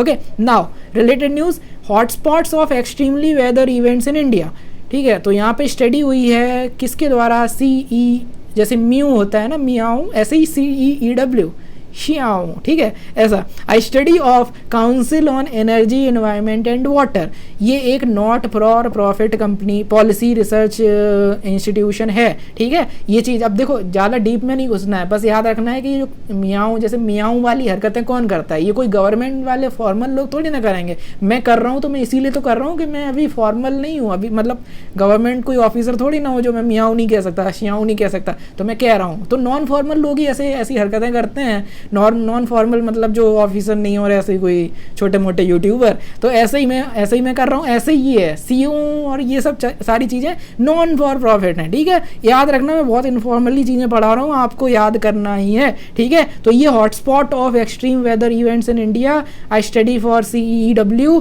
Not for profit है, याद रखना इसको। इसने मैप किया है extreme weather events hotspot in the country. अब मैं आपसे क्वेश्चन करता हूँ, ऐसे चीज़ों को देखो पढ़ के छोड़ने का नहीं होता है, लिंक करने का होता है। जैसे ये तो चलो हॉटस्पॉट है, बायोडाइवर्सिटी हॉटस्पॉट का कॉन्सेप्ट पढ़ा होगा, किसने दिया था, वो मेयर्स नाम का कोई बंदा था, उसने क्या बोला था, उसने बोला था एंडेमिज्म बहुत ज़्यादा होगा, है ना, और उसने क्या बोला था, एंडेमिज्म में क्या बोला था कि 1500 स्पीसीज किसी वस्कुलर प्लांट की होती हैं उस रीजन में।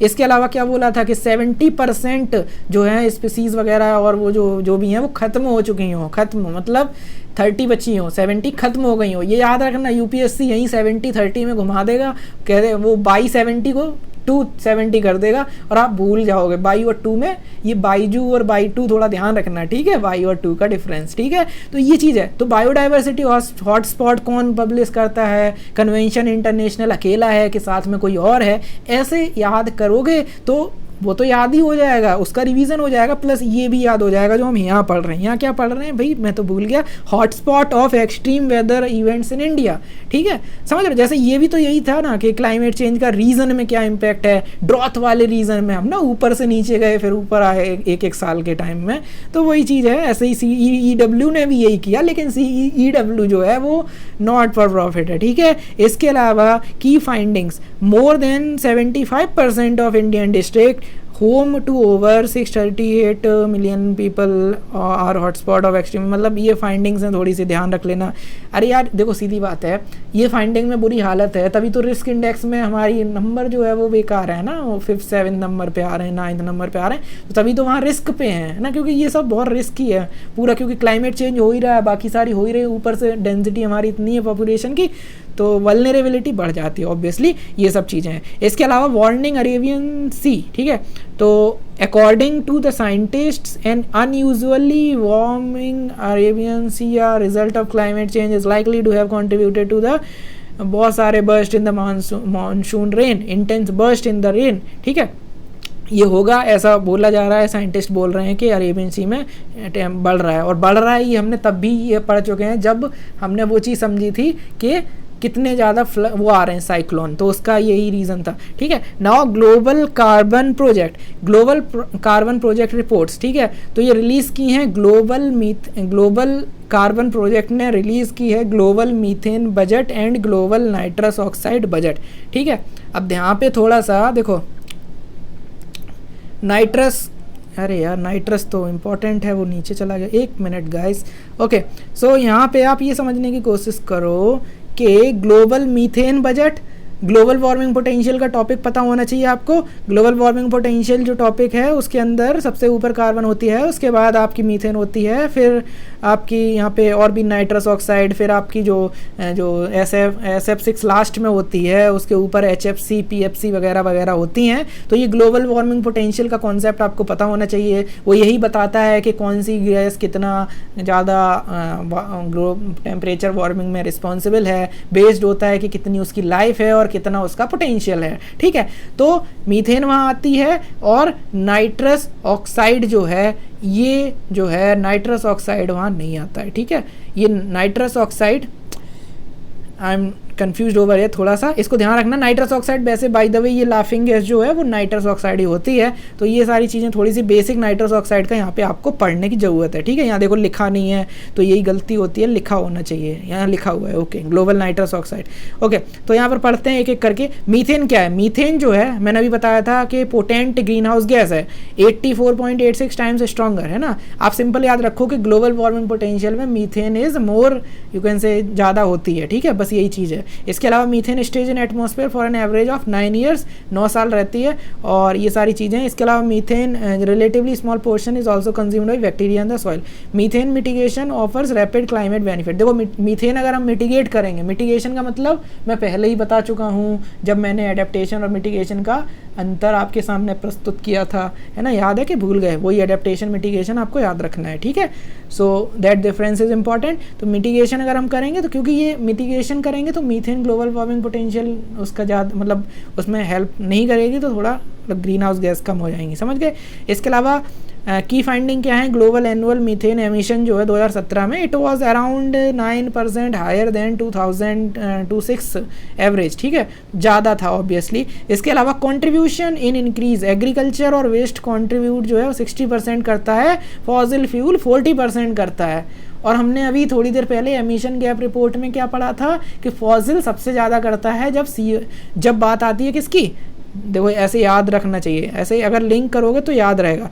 कब होता है? CO2 emission accounted for maximum GHG emission. Overall GHG emission में फॉसिल CO2 इतना रोल प्ले करता है, लेकिन जब मीथेन की बात आती है तो यहाँ पर एग्रीकल्चर और वेस्ट प्रोडक्ट 60% उसमें रोल प्ले करते हैं, ठीक है। ये चीज़ ध्यान होनी चाहिए आपको कि हाँ ऐसा कुछ है, ठीक है। यहाँ लिखा हुआ है 60%, ये याद रखना है। इसके अलावा areas with larger area with largest increase, Africa and the middle east, China and south Africa, Oceania, ये जो भी रीज़न है ये लार्जेस्ट इंक्रीज हुआ है। देखो सीधी बात है कि यहाँ पे एग्रीकल्चर वेस्ट प्रोडक्ट कंट्रीब्यूट कर रहा है, तो जहाँ पे एग्रीकल्चर वगैरह रिलेटेड है तो आप ऐसे याद रख सकते हो। Methane sinks have also increase, methane sink भी बढ़ी है, ठीक है, ठीक है। मीथेन भी बढ़ा है, मीथेन का एमिशन भी बढ़ा है, मीथेन सिंक भी बढ़ी है। ये फैक्ट याद रखना कि UPSC पूछ दे कि मीथेन सिंक और मीथेन दोनों बढ़े हैं और समथिंग लाइक दैट, एक कोई स्टेटमेंट हो तो दोनों चीज़ें बढ़ी हैं। दिस इज़ वॉट जो कॉमन सेंस में गलत हो सकता है, तो आप याद रखिए थोड़ा, ठीक है।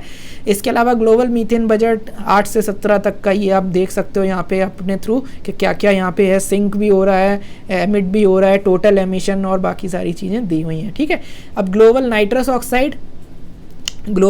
ऑक्साइड जो है तो GCP jointly with the international nitrogen initiative, ठीक है, एक इंटरनेशनल नाइट्रोजन इनिशिएटिव है, उसके साथ GCP ने क्या किया है? क्रिएट किया है new have created a new activity and international consortium of scientists to establish and improve global N2O budget trend and ये सारी चीज़ें। नाइट्रस ऑक्साइड के बारे में बेसिक चीज़ें कि ये जो है long lived green house gas है, मैंने अभी बताया था वो चीज़ कि वो N2O भी उसी में आता है, मीथेन के बाद ऑब्वियसली N2O ही आता है, ये चीज़ ध्यान रखना, ठीक है, कि वो ग्लोबल वार्मिंग पोटेंशियल में, तो यहाँ पर ये उसके बाद आता है। तो N2O जो है ग्रीन हाउस गैस भी है और ओजोन डिप्लीशन में भी एक इम्पॉर्टेंट मतलब होता है, ठीक है। इसके अलावा with an atmospheric lifetime जो है ये जो है आपको 116 ± 9 years, it is third most important. मैंने अभी बताई थी ना टेबल पूरी एक बार बना के कि सबसे ऊपर कार्बन डाइऑक्साइड होता है, फिर उसके बाद आपका CO2 सबसे ऊपर होता है, फिर मीथेन होता है, फिर N2O होता है, फिर आपका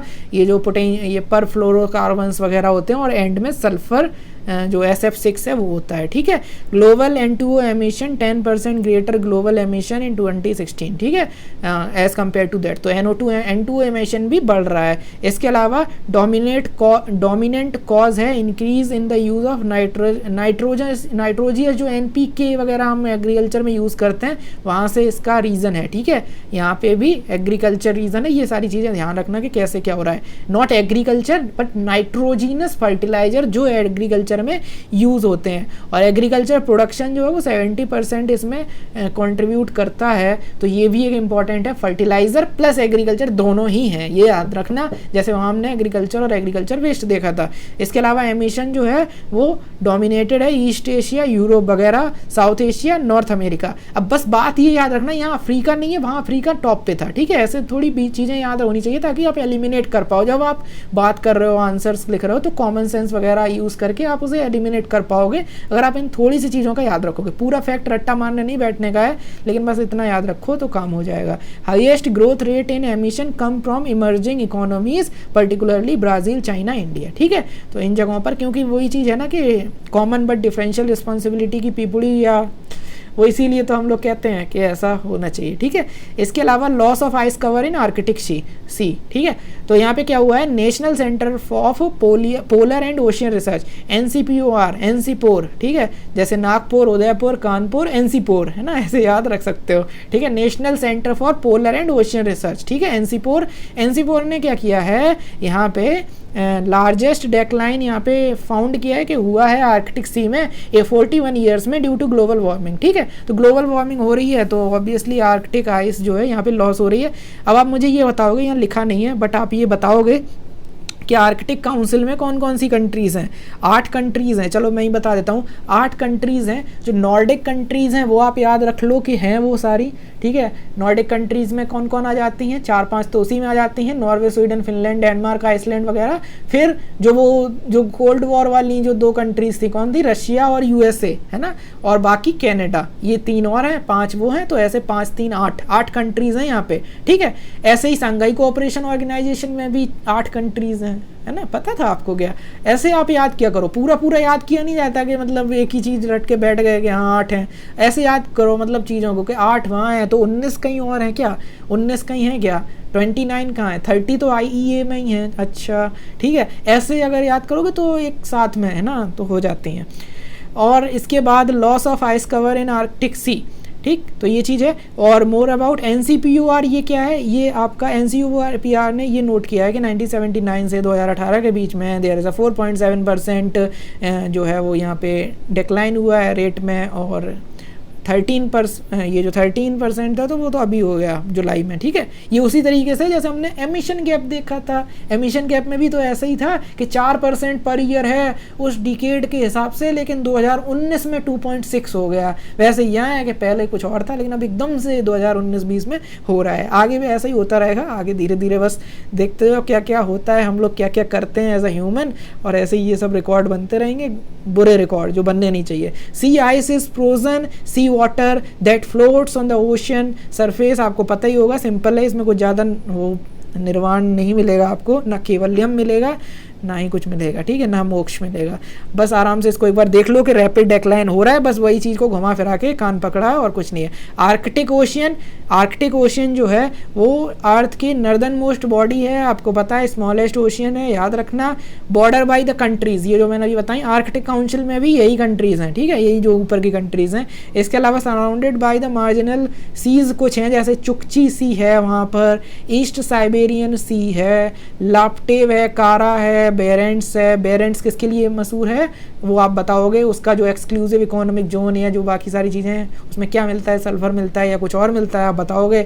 और वाइट ग्रीनलैंड, वाइट है वहाँ पे, ग्रीनलैंड है और बेफोर्ट है, ठीक है, याद रखना ज्योग्राफी के पर्सपेक्टिव से इम्पॉर्टेंट है, ठीक है। नॉर्वेजियन सी जो आप ये यूरोप देखते हो, नॉर्वेजियन सी है, उसके बाद फिर ये आप याद रख सकते हो बेरेंट्स, कारा, लाप्टे, BKL, बकलोल, है ना, something like that. Okay, I should not use such type of words, लेकिन कोई दिक्कत नहीं है, सब चलता है।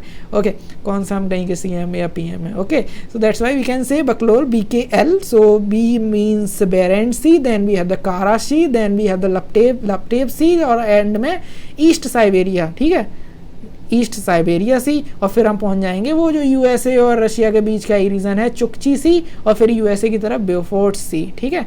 तो आप ऐसे इमेजिन, ये ऊपर से व्यू है तो थोड़ा सा समझना इसको कि क्या है, वरना आप कहो कि ये कौन सा मैप आ गया। Okay, so this is there.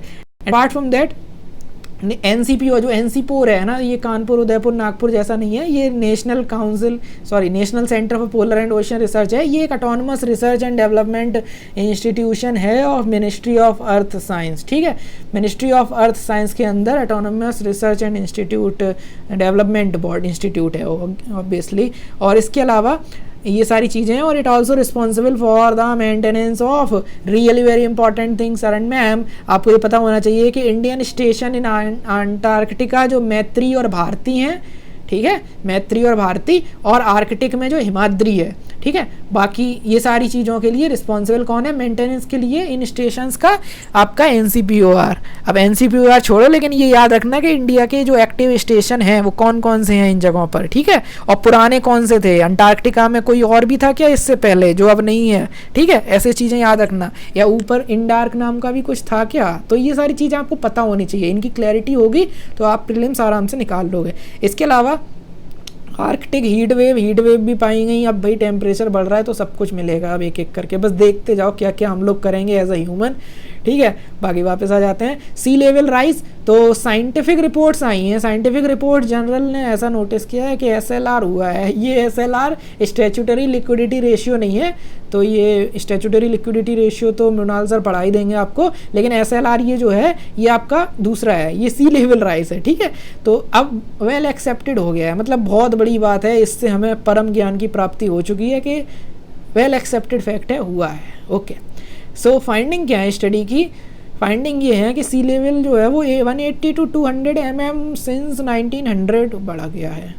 अब देखो, मैंने अभी एक चीज़ बोली थी आपको जो आपके दिल पर शायद लगी हो कि 1.06 mm पर ईयर से लेके, क्या था मैं खुद भूल गया, 1.06 है जो मैंने अभी बताया था ना कितना, हाँ ये रहा, sea level in the Indian Ocean region 1.06 से 1.75 mm पर ईयर। देखो मैं आपको बहुत ही पहले बता चुका हूँ, मजाक में बोला था, लेकिन मैं सच बता रहा हूँ, ये पहली बार assessment of climate change over the Indian region हुआ है। और ये जितने 1.3 है, 1.2 को कैसे 1.3 कर दिया, नीचे वाले को 1 कर दिया, और यहाँ पे ये जो 1.06 से 1.7 mm है, ये भी इन्होंने दूसरी रिपोर्ट को डिवाइड कर दिया होगा। 1900 से आज तक कितने साल हो गए, 100 साल वो वाले, और ऐसे करके जो भी है डिवाइड करके निकाल दिया होगा, रेट इतना पर ईयर इतना बढ़ रहा है ना, समझ रहे हो। तभी देखो 1993 से 2017, ठीक है। ये जितनी भी फालतू की मैं बातें कर रहा हूँ ये मतलब नॉट दैट इंपॉर्टेंट, लेकिन प्री में आप अगर आप मेंस के पहले एक बार इसको पढ़ोगे तो आपको याद आ जाएंगी ये नंबर्स, और आप कहीं ना कहीं उसको लिख के चले जाओगे अच्छे से इंट्रोडक्शन में फैक्ट वगैरह,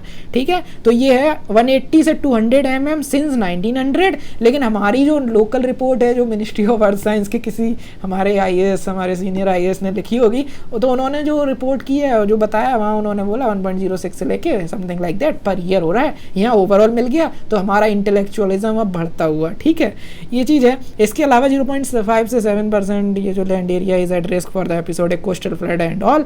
कोस्टल फ्लड वगैरह आ रहे हैं, अभी रिसेंटली न्यूज़ में भी था, उड़ीसा वगैरह में लोग डिस्प्लेस हो रहे हैं, केंद्रपाड़ा टाइप की कोई जगह थी, I am not aware of the name exactly, लेकिन वहाँ पे कुछ हो रहा था, तो डिस्ट्रिक्ट मजिस्ट्रेट वगैरह ने वहाँ पे इवैक्यूएशन वगैरह कराया, अपनी पावर्स का यूज़ किया और लोगों को डिस्प्लेस और रिहेबिलिटेट कराया, ठीक है, न्यूज़ में था, तो आप उसे एथिक्स वगैरह के लिए पढ़ सकते हो। बाकी एरोसोल रेडिएटिव फोर्सिंग, रिसेंटली क्या हुआ है, Aryabhatta research institute of observational science ARIES, है ना। अब जैसे अगर देखो ये चीज़ कैसे, अभी आपको बस पता होना चाहिए एरीज नाम का कुछ है, ठीक है, Aryabhatta research institute of observational sciences.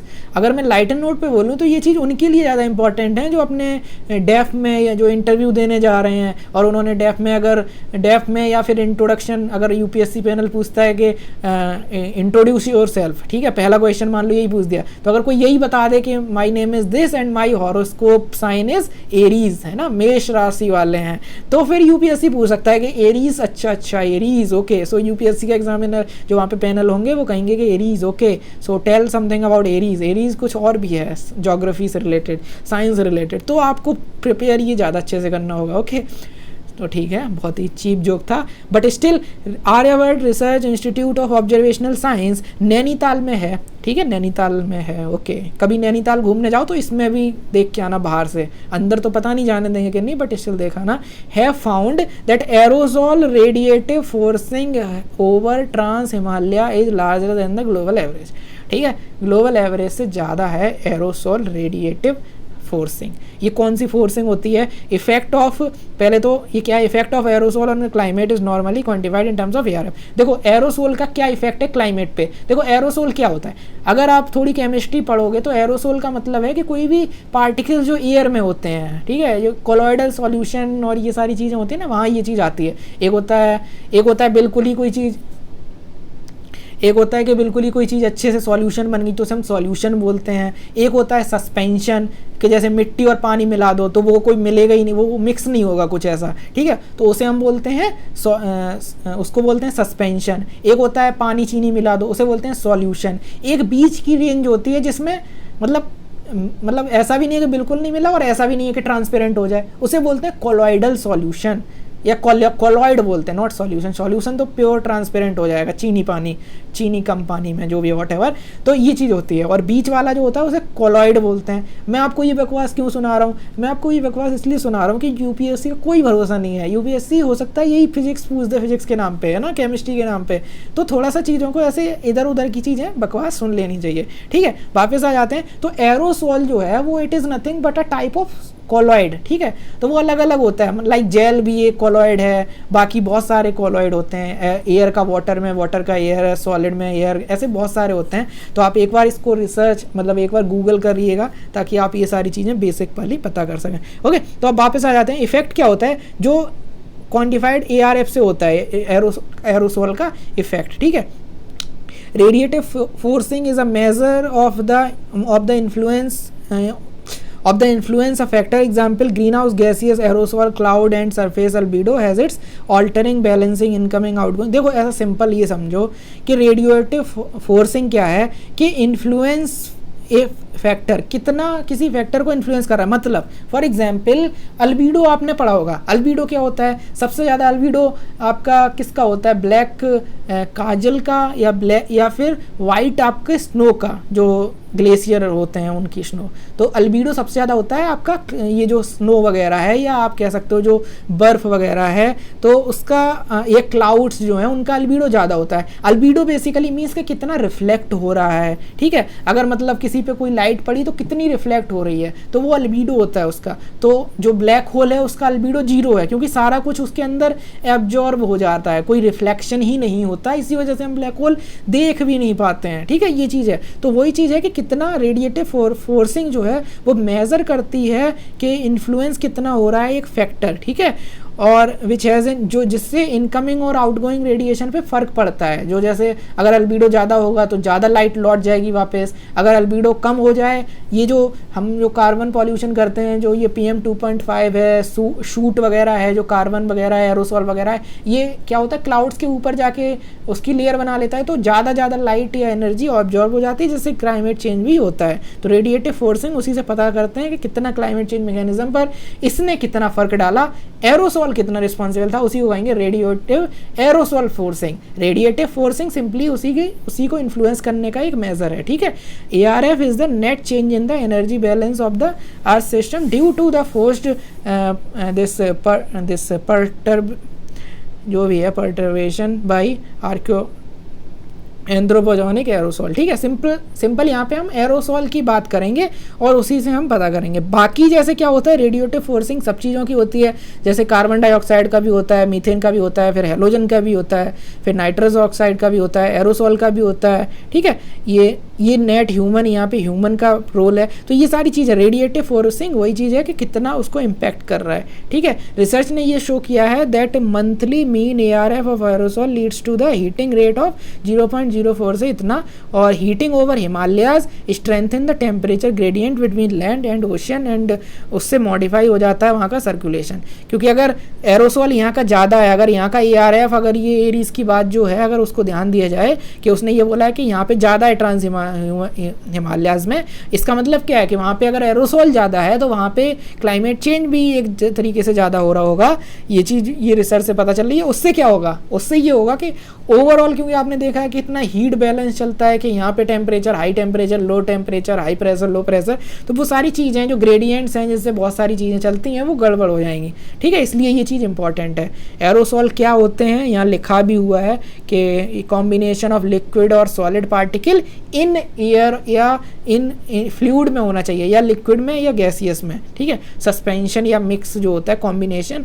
और यहाँ पे जो पार्टिकल्स जो लो लेयर्स होती हैं 1.5 किलोमीटर के पहले, वहाँ पे these particles are mainly situated, ठीक है, उसके ऊपर नहीं मिलते हैं। और हाउएवर सर्टेन एरोसोल जो है वो हमें स्ट्रेटोस्फेयर में भी मिल जाते हैं, स्पेशली वोल्केनिक और this volcanic aerosol ejected into the high altitude layers. और इफेक्ट क्या होते हैं एरोसोल के, एटमॉस्फेरिक केमिकल कंपोजिशन को अफेक्ट करते हैं, विजिबिलिटी को भी रिड्यूस कर देंगे, क्योंकि एरोसोल होंगे तो एक तरीके से उस पर जब सर्दियाँ होंगी तो उसी में वो एक स्मोक की तरह काम करेगा, उसके आसपास जो है वो जो पानी वगैरह कंडेंस हो जाएगा और वो एक तरीके से वहाँ पे फॉग वगैरह बनाने में भी हेल्प करेगा और समथिंग लाइक दैट।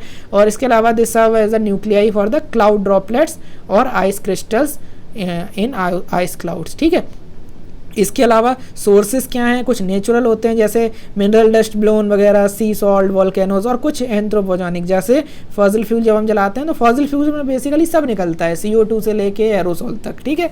तो ये चीज़ है। और वेस्ट इनकाइनरेशन, जो वेस्ट वगैरह को जलाया जाता है, जो मतलब उसको ख़त्म करने की एक एक्सरसाइज होती है। और फिर आपका ट्रांसपोर्टेशन भी है और इंडस्ट्रियल ये भी है, ठीक है। तो हमने सारी चीज़ें पढ़ ली with respect to climate change. हमने आज 9 टॉपिक यहाँ पे कवर किए और लगभग 12-13 पेज, यहाँ पे 13 पेज जो हैं वो 13 पेज हमने कंप्लीट कर लिए आज इस टॉपिक के या इस मैगज़ीन के। हम आगे भी इसको ऐसे ही पढ़ते रहेंगे। एनवायरनमेंट की जो PT 365 है, विज़न IAS की, आज हमने ये सारे यहाँ पे टॉपिक जो हैं ये हमने यहाँ पे ये सारे टॉपिक जो हैं हमने देख लिए हैं। हमने देखा एमिशन गैप रिपोर्ट, हमने देखा एमिशन गैप रिपोर्ट में जो 78% G20 का है और 55% जो 4 शुरू की टॉप मोस्ट कंट्रीज़ हैं उनका है, और कैसे जो मतलब फॉसिल फ्यूल, फॉसिल CO2 कितना ज़्यादा, सबसे ज़्यादा वो फैक्टर प्ले करता है, रोल प्ले करता है। यूनेप के बारे में पढ़ा। यूनेप जो है वो 1972 में बना, नैरोबी में हेडक्वार्टर है। उस नैरोबी में हेडक्वार्टर के अलावा एक चीज़ ये भी है कि उसके कुछ और चीज़ों का, जैसे UNCBD, इसके अलावा साइट्स, उसके अलावा CMS, उसके अलावा वियना कन्वेंशन, मिनामाटा कन्वेंशन, और वो जो त्रिदेवियाँ थी यानी कि आपकी बेसिल, स्टॉकहोम और जो आपका रोटरडैम, उनको भी वहाँ पे सेक्रेटेरिएट वगैरह मिला हुआ है। ये सब हमने देखा। यूनेप के बारे में हमने बहुत डिटेल में चीज़ें पढ़ी और UN का पार्ट है ये भी समझा। Adaptation gap report, again UNEP वगैरह ने इसको रिलीज़ किया, कैसे क्या चीज़ें थी, और कुछ छोटी छोटी सी रिपोर्ट लाइक नेचर और पीस का कैसे रिपोर्ट रिपोर्ट है, और एक IEA की एक रिपोर्ट है यूनेप के साथ जो हमने देखी थी, क्लाइमेट रेजिलियंस वगैरह से related, climate cooling action plan भी हमने वहाँ पढ़ा था एक्स्ट्रा में। क्लाइमेट चेंज परफॉर्मेंस इंडेक्स, इसके साथ हमने क्लाइमेट रिस्क इंडेक्स भी देखा था, दोनों में रिलेशन भी देखा था, डिफरेंस भी देखा था, इंडिकेटर्स भी देखे थे। जर्क जो है वो इंडिकेटर्स होते हैं, GHG emission, energy use, renewable energy and climate change, हमने ये सारी चीज़ें देखी थी। तो आपको याद रखना है state of global climate report, global climate की स्टेट अगर मेजर करनी है तो कुछ टेक्निकल तरीके से कुछ मशीनें लगाएंगी, मतलब IMD टाइप का कुछ होगा। तो इंटरनेशनल में IMD नहीं है, WMO है, यानी world meteorological organisation. World meteorological organisation ने ये सारी रिसर्च करी कि कैसे क्लाइमेट चेंज जो है वो हो रहा है। हमने देखा कि WMO जो है वो वर्ल्ड फूड प्रोग्राम की तरह कोई NGO नहीं है, बल्कि वो एक यूनाइटेड नेशन का एक स्पेशलाइज्ड एजेंसी है जो हाइड्रोलॉजी और एटमॉस्फेयर, वेदर, सारी चीज़ें देखती है, इवन जियो फिजिक्स भी देखती है। ठीक है, याद रखना, हम यहाँ पे सिर्फ उसकी बात नहीं कर रहे हैं, तो आप याद रखिएगा ये चीज़। इसके अलावा assessment of climate change over the Indian reason, हमने देखा कि कैसे मिनिस्ट्री ऑफ अर्थ साइंस के सेक्रेटरीज और जो हमारे जैसे मतलब आपकी तरह जो IAS पहले से बन चुके हैं, कैसे उन्होंने हिंदकुश पे वो गए, और हिंदकुश में उन्होंने जो हमने स्टेट ग्लोबल क्लाइमेट रिपोर्ट में जो हमने 1.2 पढ़ा था, उन्होंने कैसे हिंदकुश पे उसे 1.3 बताया, फिर नीचे गए सी सरफेस टेम्परेचर को कैसे उन्होंने 1 बताया, फिर ऊपर वापस आए ड्रॉथ के बारे में बताया, फिर वो लोग ने ये भी बताया कि कैसे वहाँ पे जो सी लेवल राइज है वो हो रहा है 1.06% जो mm/ईयर बढ़ रहा है। वो सारे फैक्ट्स उन्होंने बताए।